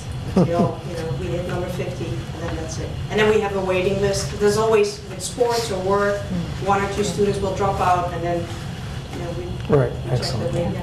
Awesome. Okay, all those in favor of approving the field trip, say aye. Aye. Any opposed or abstaining? One extension. Oh, I'm sorry, yes, John, okay. Thank you very much. Thank you. Yeah. Have fun. Thank you. Have a good trip. Oh, we will. You know what, and can you bring a couple of the kids back afterwards? And Bring them all back. I meant, They can give us a presentation. wait a minute. It's hard enough running the meeting without. I just took over Kelly's That's the role. line of the night. Sounds good. I'm gonna sit next to Megan next time, okay? If you bring the kids back Kids to return. us afterwards, if you can. I know they're busy and all that stuff, but we love to hear from I them. think last year a couple kids came in to talk Yeah. about some of the field trips we did. Yeah. That would be It's great. always good to hear from the students' Yeah. point of view, I think so. Thank you very much. All right, thank you. Thank you. Okay, I'll try to carry on. It's so funny. The next is to act on a resolution in support of full funding for our public schools. Lori? So at our last meeting that was held at East, the FEA was present, and they brought a resolution to ask, they gave a presentation, and then this is about the funding for schools, the Chapter 70. So I provided within your packet, and I believe, the last couple weeks, because this was also on the agenda for the 12th, we had the governor's recommended budget, and then we had the House recommended bill, and then the Senate recommended bill. So there's no resolution at this point of what's going to happen, so it's all still open. But what the FEA has asked you to do is to sign showing your support in full funding of the bill. So even though none of the bills presented are actually fully funding. Thank you. But, but they are making movement toward funding. There is some fund. I believe that when we went to the legislative breakfast, it was presented, as of right now, it would bring in 60-some thousand, about $20 per student for Falmouth Public Schools. With the governor has Yes, proposed. and yes, and that's the one. So, yes, that's exactly right. Okay, before So we... really don't know about that. Okay, so before any discussion, we need a motion to support this resolution. Doesn't mean we're doing the resolution, it means we're supporting their efforts, right? Yes, yes, Okay, that so is somebody exactly make right. that You're just motion? supporting the FEA. I'll make a motion to support the Okay, resolution. second? I'll second that. Okay. Bill, did you want to say something? I second that. No. Did you want to discuss it? Yes, I love the concept of full funding. I'm not sure if that's ever possible. But I'm really disappointed with the $20 per student. And I don't know in the long range, the following budget, if we will get $20 again or $35 or $40. One of the things that the legislative committee discussed was the inequities on Cape Cod, where one school will get 20, another school will get 20, another school will get 150. Okay, so I'm confused on that because I think we all deal with special education, we all deal with ELL, we all deal with low economic, we all deal with a variety of subgroups. So to look at this and say $20, yeah, we'll take 60,000 bucks. But I think the state should ramp this up a lot quicker than, gee, we started discussing this in 1993, and we did a little bit of discussion in 2015. You know, where are we going? And somebody please, in the legislative area, be a little bit more progressive with education, because it's somewhere along the line I think education is important, and I think that's maybe one of the reasons we're all here. Just a comment. Yes, Leah? So I guess I'm just wondering about this idea of a resolution. And because I know that's something that came up in the legislative breakfast, which I was not there, but I heard from you guys what was discussed, was around this revenue source. And that we can't determine this revenue source of where the funds would come from. But do we have to have a revenue source to support that we want full funding? I mean, I kind of feel that maybe that's somebody else's job to find out the revenue source. So I guess it's just kind of a question around what a resolution means exactly. Anyone have an answer to that? Well, I can give my sort of opinion on that, and based on the discussion we had last time that we did this. And I think the idea, there are a lot of people out there who are working hard to make this happen and are doing a lot of advocacy on the Hill. And they need to be able to say, school committees around the state want this as well, because that builds numbers behind them instead of just saying, this is what we want. So I think that's why we signed it before, to say, absolutely, we agree that this needs to happen. It doesn't commit us to anything. It just adds numbers to that. I agree with the numbers, but in the world of legislation and education, wouldn't that be kind of logical thinking? That most school districts will support that? And I'm kind of baffled with the time it takes to provide extra dollars for kids. Yeah, it's great, we support it. I support it, there's no question about it. But that's kind of, to me, like really simplistic for somebody to think of that. Wow, they're supporting us. Really? It's just a comment. Right. I think we're lucky. Yeah, I was going to echo everything that Bill said, and I also had I needed clarification as to what exactly we were signing and what we were being bound to. The other question I have is, in theory, this is wonderful, right? We can all agree that the schools need more, but where is the money coming from? Is anything going to have to be cut? Like, what exactly are we fully supporting? And that's a little bit of a gray area for me. Yes, I would Melissa. like to also, I try to think of things, because sometimes it's overwhelming to think of the big budget that the governor puts forward, but I like to think of things in my own house. If I want to fund a 2-week vacation to Disney, sounds great. Where is that money coming from? What am I taking it from? And that may sound really kind of small in the grand scheme of things, but I need to know where the money's coming from. And again, it all sounds great. It sounds fantastic. And I sat and I listened with intent, and I appreciated all the hard work that everyone's doing on the Hill. But I'd also like to point out that none of the people that represent Falmouth have signed this. That includes Vinny DiMacedo in the Senate, as well as Dylan Fernandez and Dave Vieira. So I just, again, comments that I just thought everyone should make. Well, oh, John? Just a clarification for on last year's one. I did not sign it, so it was not unanimous last year. And the all good points that everybody has. Leah's point about the title of it, and I agree wholeheartedly with, how do you not want to say something that's for, for full funding, but also, the Natalie's and other individuals' questions too, which I think,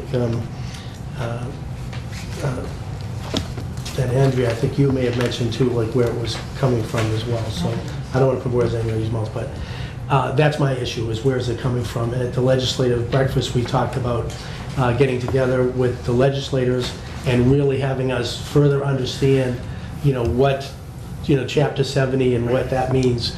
I looked at it that we're basically at 12.5% funding on the Cape, and that's not going to change.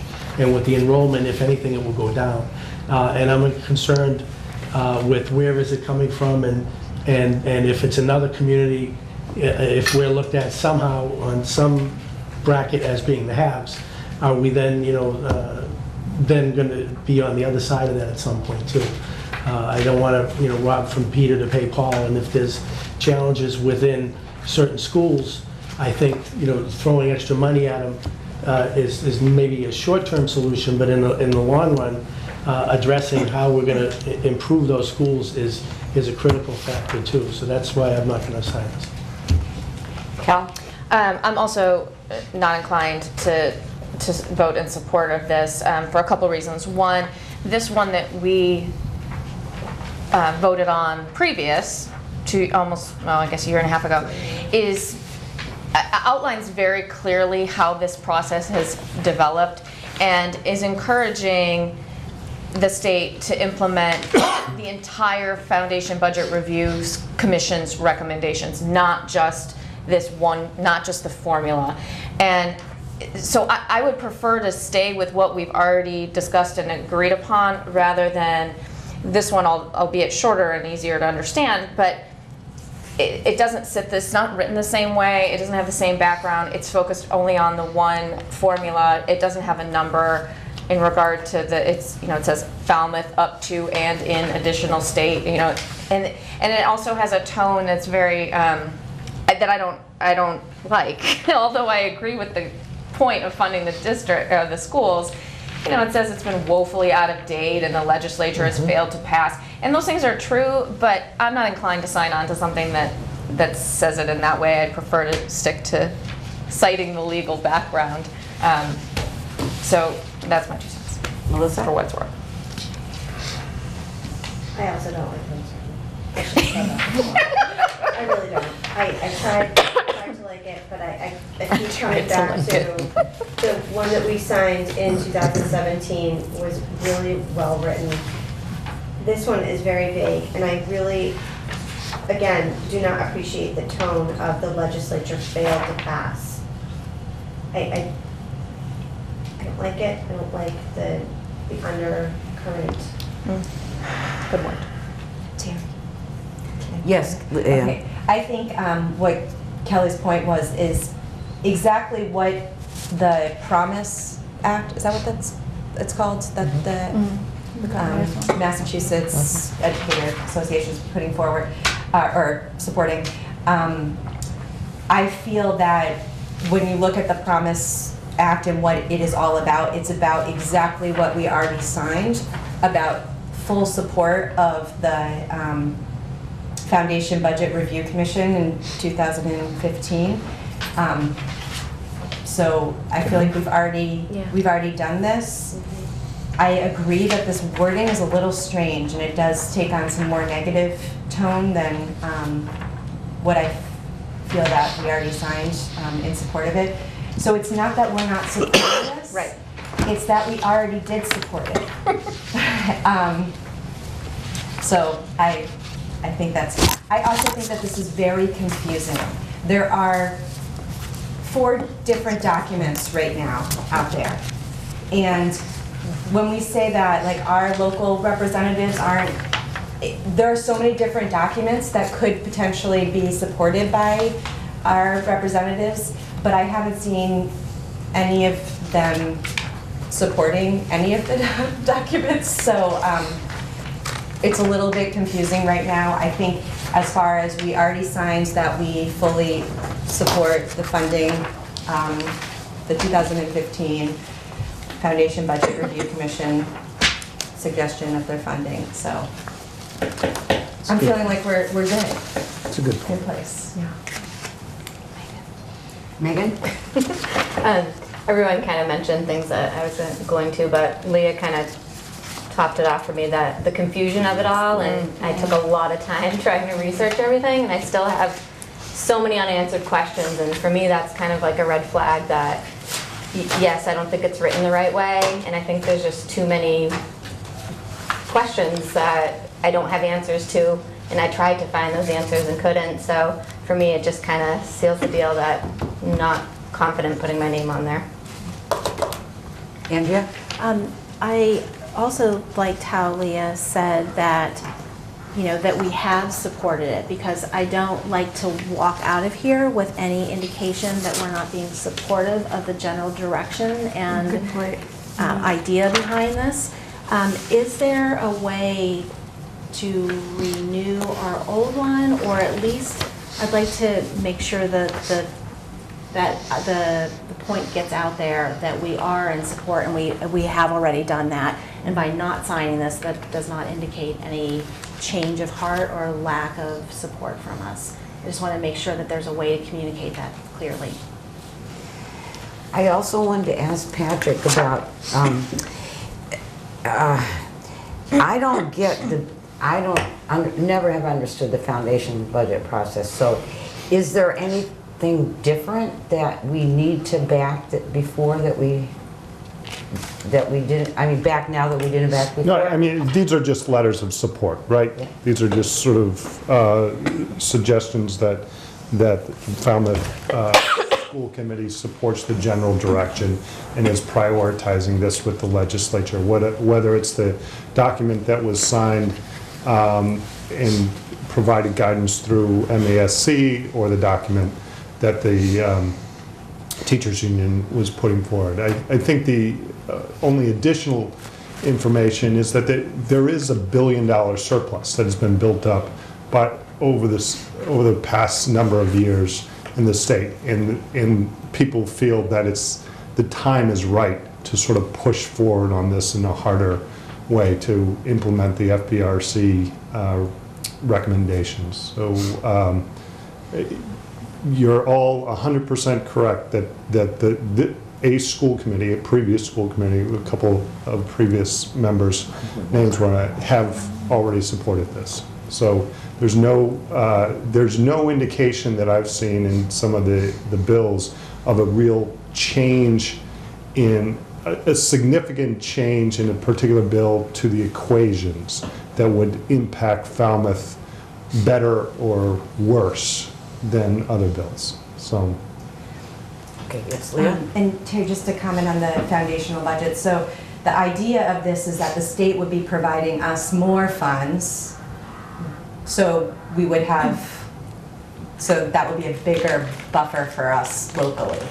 So with the increase in the state funding, that it would be. Is that guaranteed? No, but that's what the proposals are. And Right. the idea of what the governor is saying is that, yeah, there'll be more money put forward the state funds. Right. So even with his proposal, that there's more money put forward statewide. So that means that if we're putting what we're putting locally, that's giving us more funds.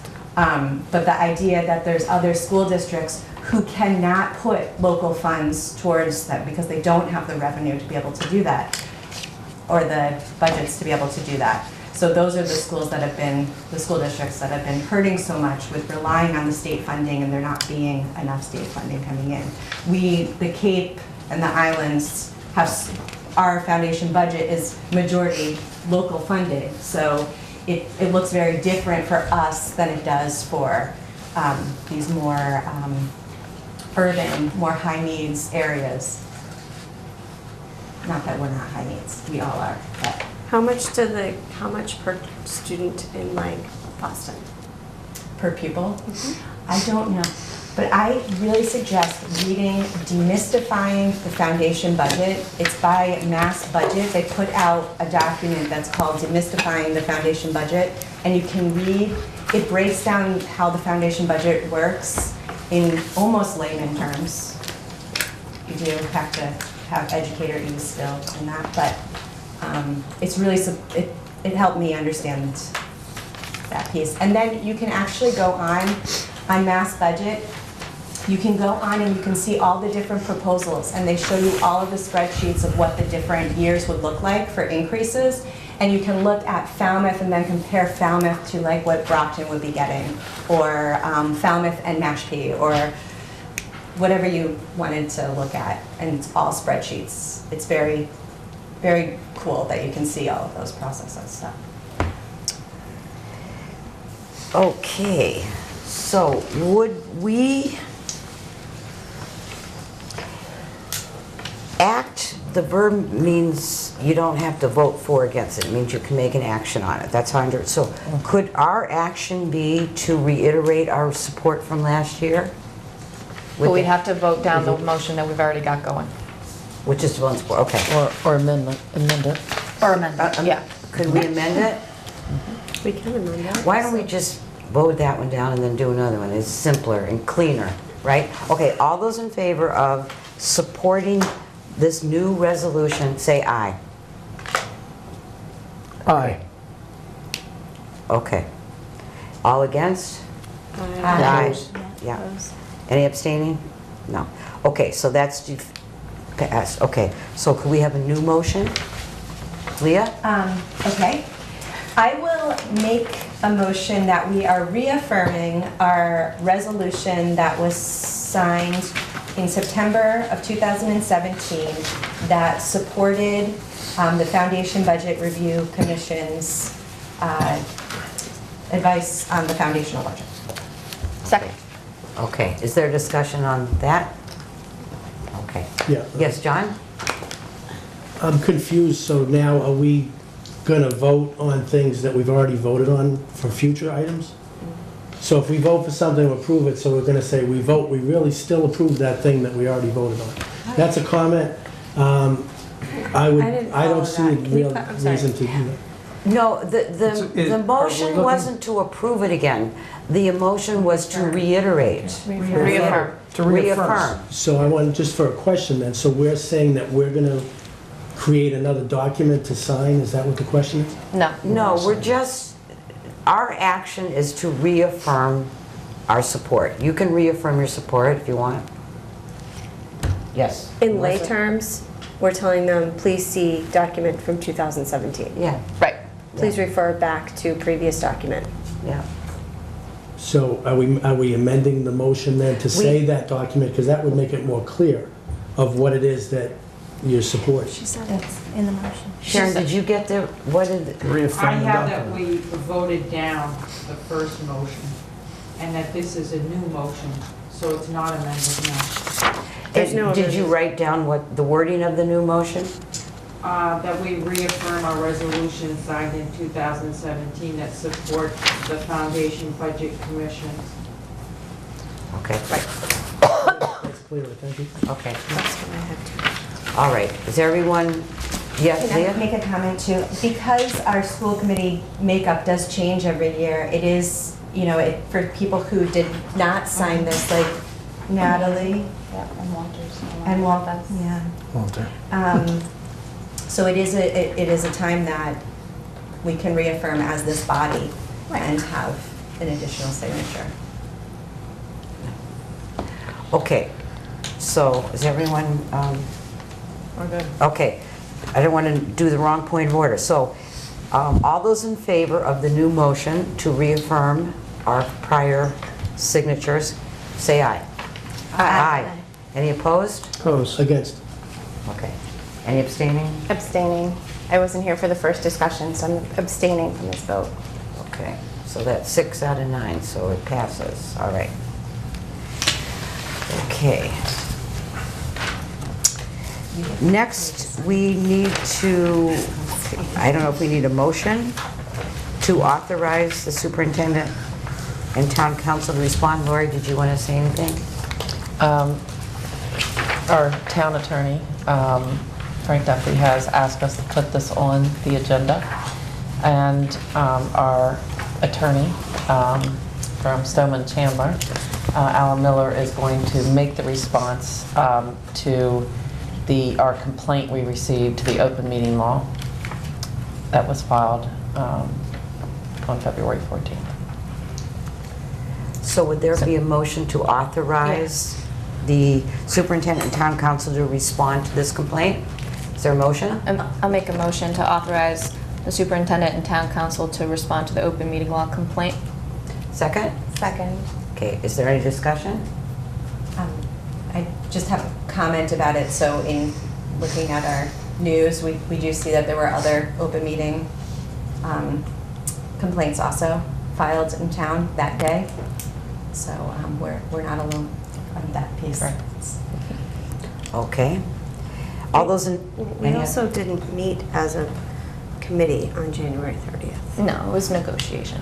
Right. So I just want to... For the public? For the public and transparency for the people that are reading and hearing this, we did not meet as a school committee on January 30th, 2019. And the nature of the subcommittees is to not have a quorum. So that's another point. And the negotiations are closed sessions. They are not public. No one can attend. Yeah, okay. So with those added comments, all those in favor of did I already say this? No, all those in favor of authorizing the superintendent and town council to respond, say aye. Aye. Any opposed or abstaining? Okay. All right, routine business. No. I need a motion to approve the minutes of January 22nd. I'll make a motion to approve the minutes of January 22nd. Second? Okay, any discussion? Okay. All those in favor of approving the minutes, say aye. Aye. Any opposed or abstaining? Okay. Next, we will hear the superintendent's report. All right, fun. So we had a reunification drill. That's my favorite part I went for. We had a reunification drill at Lawrence. So I just want to thank, we had, I believe, upwards of 40, close to 60, somewhere between 40 and 60 families that came out to help and participated. It went smoothly, but what the practice does is gives us an opportunity to see where we can make things even better.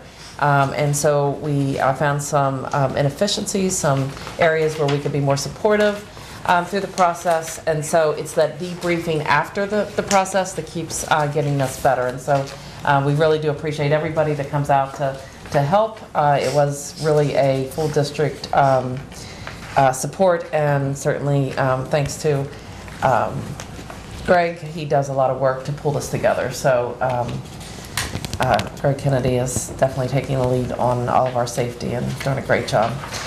We had the town read, The Little Prince, and so one of our schools took on a full school read of The Little Prince. So we had all of our central office administrators and Terry Darris read to the North Falmouth students on January 29th. And I learned quite a few things about The Little Prince from Terry. But it is a great book, and I think the kids enjoyed it. She actually had a large audience, and the rest of us read in the classroom, so I think everyone enjoyed that. Yeah, it was very nicely done. They wouldn't have understood it, no. I made them learn a few words in French, but anyway. She did, it was fun. But they threw me into this thing, they said it at first was a classroom, but it morphed. It morphed. Yeah. It grew, and she did a great job. It was. We had all the pictures up on the big screen, so she was telling the stories. The kids had yeah. It was very nice. The kids, I learned from reading the Dr. Seuss at North Falmouth one year. I'm reading along, and they're all, and little kids, when they raise their hand, are like helicopters. Well, that's from a high school teacher's perspective where the kids do this, but they're all going like this, raising their hand. I'm going, what did I do wrong? You didn't show us the pictures. So we took care of that this time. I was prepared with pictures the next time. That's right. But anyway. It was great. So we continue to celebrate all of our very valuable groups of educators. And so this month was the National School Counselors Week. February 4th through the 8th, so we certainly sent out thank yous and to this group for this month. We celebrated No Guff, and so different activities was going on. Patrick attended the Mullen Hall's No Guff kickoff event, and they honored their school police liaison. John Fenari and I presented certificates at the Falmouth High School No Guff award ceremony. And so also, and then I joined Mullen Hall. They were building a friendship quilt, and so I sat in with second grade students as we made a quilt. So it was quite fun. So also we had our anti-bullying advocate, Jim Mayer. He's a singer-songwriter. He visited Falmouth on the 31st, and we went around to our 4 elementary schools, and he sang his songs of friendship with the elementary kids. So that was a lot of fun too. Sonia and I attended the National Conference on Digital Convergence. This year, there was a new component added to the Digital Convergence framework, and that was all about community. And so there was a focus throughout the conference on community. Dr. Tellier, would you like to add anything about the conference? Sure. I'm thankful for the experience. We were able to, as part of the conference, go out and do a site visit and actually see students engaged in the learning, see what's going on in terms of how they're embracing both shifts, in some cases with technology, some of the students doing things like we saw earlier in the demonstrations, but just the way that they're approaching problem solving and working their way through thinking. And then coming back and having presentations from other districts who are front runners in doing a lot of this work and sharing their lived experiences with us. And then finally just really walking through really practical steps to guide the work going forward. So thankful for the opportunity and looking forward to where we go. That's great, thank you. And then we had the FY20 budget presentation. Both at, we had all the elementary schools come together on February 6th, and then all the secondary schools come together, and I should say schools, PTOs, come together on February 11th. And as Patrick said earlier, things went very smoothly. Attended the music induction ceremony on February 7th. It was the Trium membership. Something unique this year was Representative Vieira came and provided 4 citations to the music department. And then every student that had participated will receive a personal letter. This is the first time that citations have been given outside of sporting events. So I'm very pleased that we've grown in the House recognitions, and we were talking, and we a nice surprise coming up in the spring is that we're also going to do it for the art students. So we're waiting for the art students to get through their regional competitions and their state competitions, and once we know their students, we'll be able to provide those as well. So that was, we love to recognize people, so I certainly appreciate Representative Vieira coming to present. And it was a very nice ceremony with the students. Those entering the Trian membership, and then those that continued. And it's nice to hear about the kind of service learning that they do, the giving back, and that they do with other students. So, we just completed our third anti-vaping committee meeting. We formed this group in January. Basically, it came out of the meetings that we had when I did my listening and learning tour. Very highly concerned from many of the parents. So we have many organizations that's also coming to the committee. I think we have every health department, from the Barnstable County to the Falmouth to some organizations, Gosnell's there. So anybody that we have some doctors that are attending, so it seems like anybody we've been able to reach out, and they're coming to help problem solve. So one of the things that we know we need to do is the education piece. And so there is a flyer. This one is March 11th, but we have one for all 3 dates that are listed in your packet. But it is, we have Dr. Spillane, and thank you to Melissa for connecting us.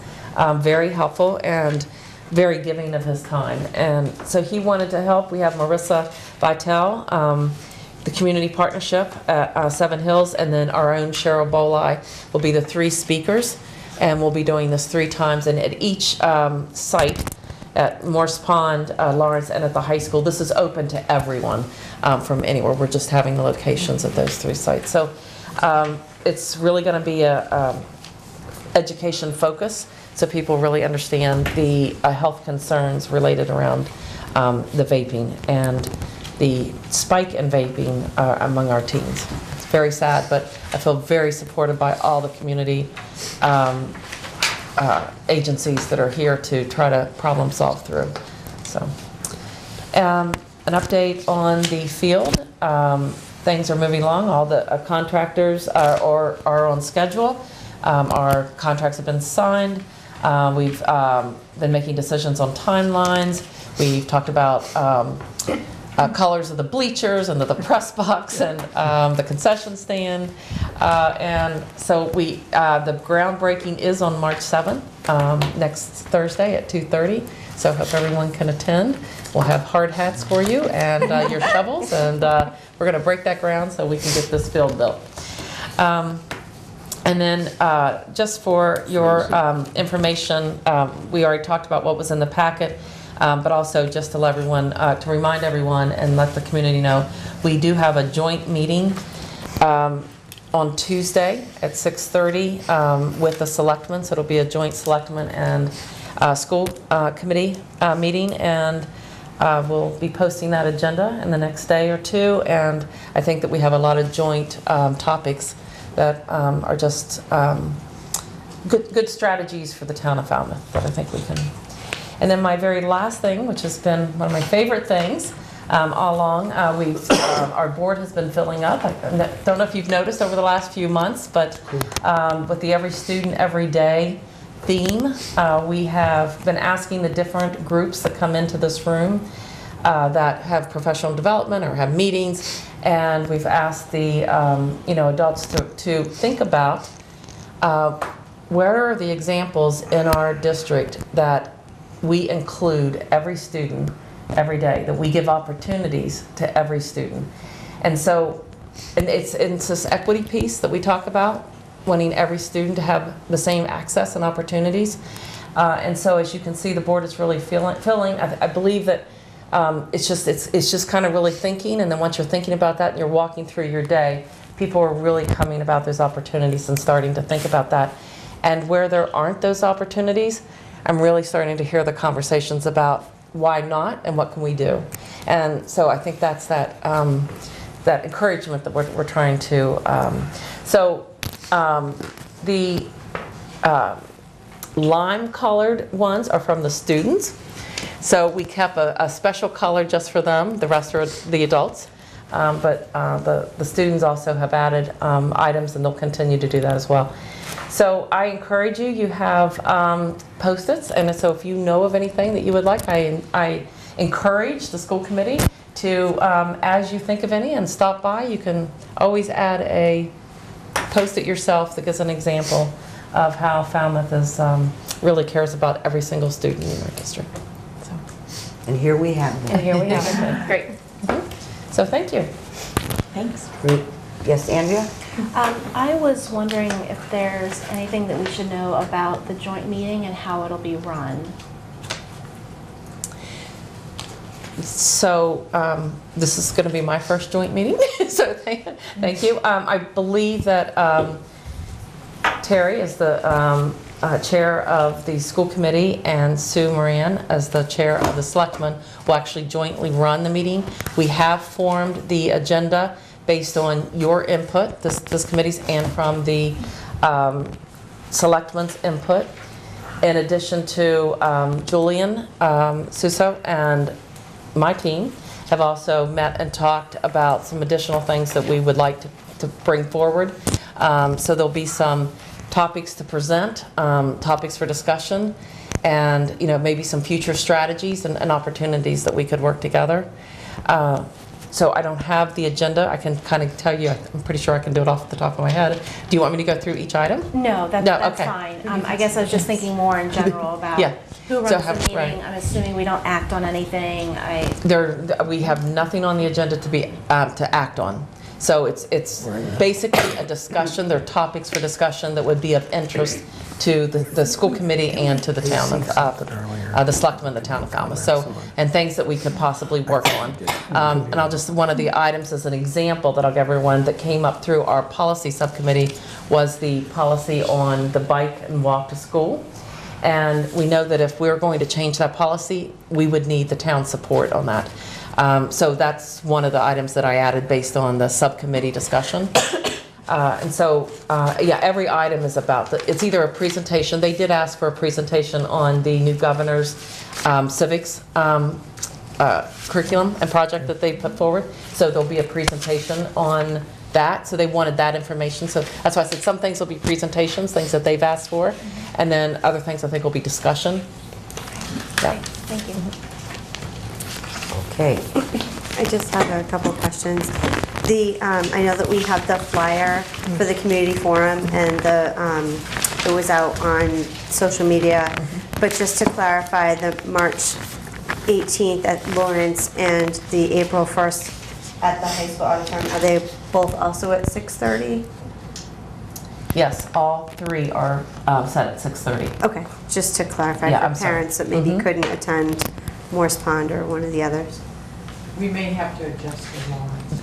Yeah. Okay. We just may have found a conflict. But. I just, can we make sure that this gets out before the Lawrence and the high school one, like it came out for this one? I hope that all three are as equally advertised. I've worked with Dr. Spillane for the better part of 17 years. And he's an amazing, giving, level-headed physician that I have the honor now to work with him almost daily in surgery. And he's a very passionate thoracic surgeon. But to see him, he gave a presentation to our surgery department, and to see the passion that he had behind it, he is really taking this on as his personal mission to educate young people, really young people, but as well as everyone, at how horrible the effects of the vaping and the e-cigarettes are. So I strongly encourage everyone who knows me knows that I hate cigarettes.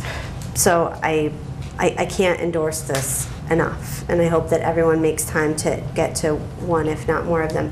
And I hope that everyone shares it and tells 3 friends, and they tell 3 friends, because this is a big deal. Just a quick follow-up. Is a presentation of the skill plan for the kids at Lawrence or at the high school? So this presentation is geared for parents, right, or community families, right, adults. Right. But going forward, is that something that we're going to look into doing? So the committee is coming up with educational pieces that we can do. We're already starting to build in the pieces in our health curriculum. So we've actually got recommendations from Martha's Vineyard and what they're doing. So we actually have that curriculum now, and they are actually already starting those lessons, but they're building those out through Lawrence and the high school. Our intent is to get down to 4th grade because that was the recommendation from our experts in the field, was that we've really got to get the education to 4th grade. Exactly. So those education pieces actually look different than what it is for the adults, and this is really for the adults. Great, Okay. thank you. Excellent. Terry, I just have a comment. I am not on the vaping e-cigarettes subcommittee, but in 1980-something, I believed Nancy Reagan when she said that one line of cocaine will kill you. I still believe that to this day. Call me naive. But I think that there needs to be a big wow moment for young people. And yes, we, in addition, definitely need to build it into the curriculum, but there needs to be a big somebody, whether it's Dr. Spillane or whomever, there has to be someone to shock the kids into, I'm never doing that. My personal opinion. Again, I hate cigarettes. I welcome anybody that would like to be on the committee to let me know, and we'll definitely give you, the dates. Right now, we're meeting once a month and trying to work through different plans and ways. The very first session was really just being educated, a wealth of information that was given, and then, but then those plans of how we can help our kids. Thank you. Okay. I think to say what Melissa brought up, I think we can get some kids to talk on it. That's the best. They're the best message givers, their peers. That's my opinion. Okay. Moving on to the director's reports. Sonia? Sure, thank you. Just a quick preview, because we are talking about it next week around the civics project. I just really want to give a shout out to Mike Feeney, who's really leading the charge because of the transition around the social studies frameworks and the civics embedded in there. But also, he's been working with his team of teachers, but also just to share that our senior project, which you're all invited annually to serve on the panel, actually fulfills the high school part of that, which is why we're not amplifying that part in our conversation and really talking about the grade 8 piece. We've also been contacted by the League of Women Voters to participate with them in helping them understand what the shift is, and they're looking for ways that they can help support us in that shift. So just a little preview. We also had a team to understand the framework at large attend a DESE-sponsored event that was hosted at Cape Cod Collaborative on unpacking the frameworks and how to begin some of the transitional pieces ahead of full implementation requirements by the Department of Ed. So just wanted to share that piece around civics and give our team a shout out. Just to also go back and compliment Cindy's presentation from earlier this evening on the computational thinking. While it puts us in a bit of a conflict with the Science and Engineering Fair, side plug, on Saturday, we do have a team who's actually going out to computational thinking. I believe Cindy's also attending. We have a small team of teachers. One of our department heads, we had to divide because our science department head has to be at the fair, so our math department head is going out to attend as well. But looking at computational thinking and the point that Tara raised about its complement to math and science curriculum, and there's actually some mini grant opportunities directly from DESE for teachers who want to take it beyond just the workshop conversation. So that was a piece, and then also on the grant funding tied to computational thinking and computer programming, that's one of our pathways in our vocational conversation, our technical education. So it's tied into Perkins as well. And actually, our former educator in that program and our current educator in that program have been the greatest benefactors in the past few years, building out the devices that they're using, moving beyond the Legos piece, and using actually smaller programmable devices called Raspberry Pis. And the students are hopeful that somewhere on their wish list they then can graduate to a quadricopter or some other type of drone device, but really sophisticated programming that takes those algorithms and just really puts it in practice. So just excited to complement that as well. And just a final plug, with continued partnership with Highfield Hall and 8 Cousins, we're getting ready to announce our call for submissions for our 5th annual, believe it or not, Quills and Quotes competition. And the reason why I'm sharing that now is because we're going to begin collecting submissions in the next couple of weeks. So I just wanted to let you know that you're, as always, going to be invited to be judges, should that be something in which you're interested, reading through student submissions, followed by the community reading of the winning selections. And we're still in the process of selecting our featured poet. So more to come, but we just wanted to let you know because we're going to be collecting submissions and we need judges. So, Poetry is your thing. You're welcome to join us. Thank you. Any questions for Sonia? Okay. Patrick? Sure. Mary Gann seems to be watching this event. Hi, Mary. And she sent the schedule. The girls hockey is playing Situate at 6:30. Boys basketball is at Hingham. This is all tomorrow at 7. Yeah. Boys hockey versus Franklin at Gallo at 7:45. And then on Thursday, girls basketball is hosting New Mission High School at 6:30 here. So thanks, Mary, for that. And something that the superintendent, I know you're frustrated that you forgot this. On 2/14, Sharon Reed sent us, the superintendent, myself, and Joan Woodward to one of the best events I've ever seen. It was the Best Buddies Dance at the Elks Hall. And this is something that I didn't realize went on. So any of the high schools across the region that have Best Buddies clubs, they combine for 3 events across regional events, and the Valentine's Day dance is always held in Falmouth. A beautiful event. Okay. Yes, it was. Thank you for that. Okay. Thank you, Patrick. Okay, it says report from the chair. Well, I was thinking in the last week or so about all the subcommittee work that we do, and halfway through the year now, we've been plugging along doing things like getting the budget ready. Negotiations are this year. The policy committee is taking on a monumental task. Okay, so I just want to thank people for all the subcommittee work we do. I mean, people don't realize that this is only part of our work, these meetings and things that we do here. On this subject of reports, does anybody, the groups have reports? Yes. Speaking of which, subcommittee reports. Okay, I have 2. Evaluation subcommittee hasn't met, but just a reminder that 4 weeks from this Thursday, March 30th, whenever that is. So like 4 more weeks until final observations are due. So if you haven't done your observation yet, you got 4 weeks. And that includes meeting with Lori, so less than 4 weeks. Negotiation subcommittee has been meeting regularly. It's a work in progress, and we're not allowed to talk about it. Right. And then I have something that's not a committee report. Can I just keep going? You certainly may. Okay. You're on a roll. Thanks. So we had talked at, I don't know, one of our previous meetings about having information on the school committee website web page that explains more about what we do. So Andrea had found a source for it. I edited it. I sent it back to Andrea for another edit.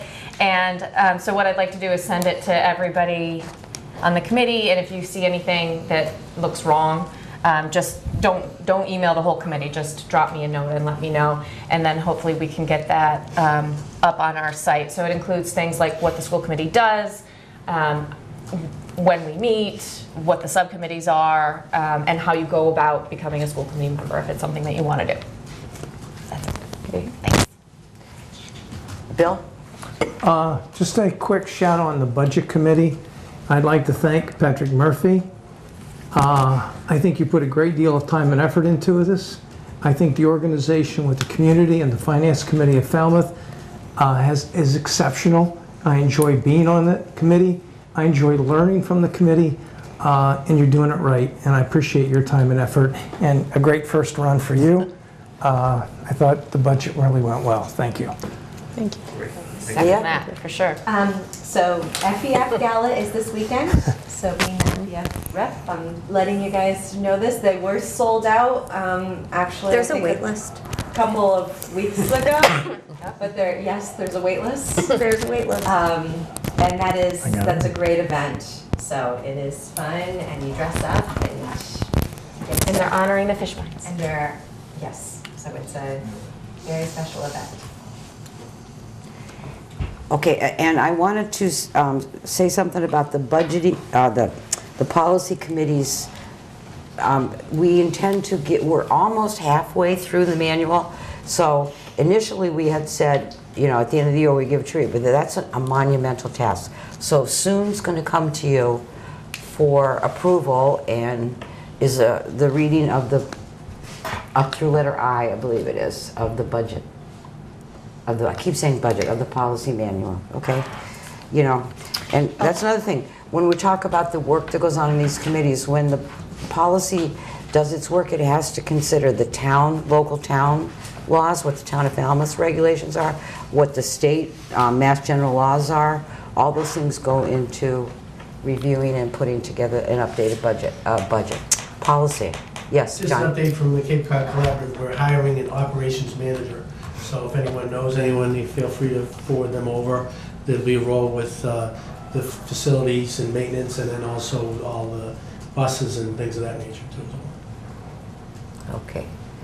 Yes, Kim. So in Joan's update, I just want to give a plug, since she's not here, to the screening of the film Angst on March 25th in the evening. And I also wanted to offer, I don't know if I can, I'm going to mention that because it's intended for students and families, and it might be a rather upsetting topic for some of our more fragile kids, I know it says that there'll be counselors there, so I think that's awesome. And I know that the Samaritans also sometimes offers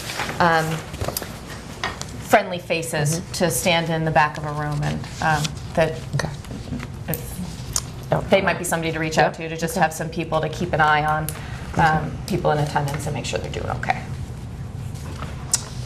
Okay, are there any requests for follow-up information? Andrea? Yes. Our meeting that we had at East Falmouth, when we had a lot of teachers there, one of the pieces that was brought up was a question about diversity in our staff and making sure that it is a reflection of our student population. So I would just like to follow up with that to get a little bit more information about what that looks like, where we are currently, and maybe start to think about the directions we can move to make sure that that is reflective. Okay, make sure you have that. Okay. All right, Melissa? I'd like to make a motion to adjourn our meeting. Is there a second? All those in favor? Aye. Any opposed or abstaining? Why would you abstain? I don't know. Awesome. Thank you. That was a lot.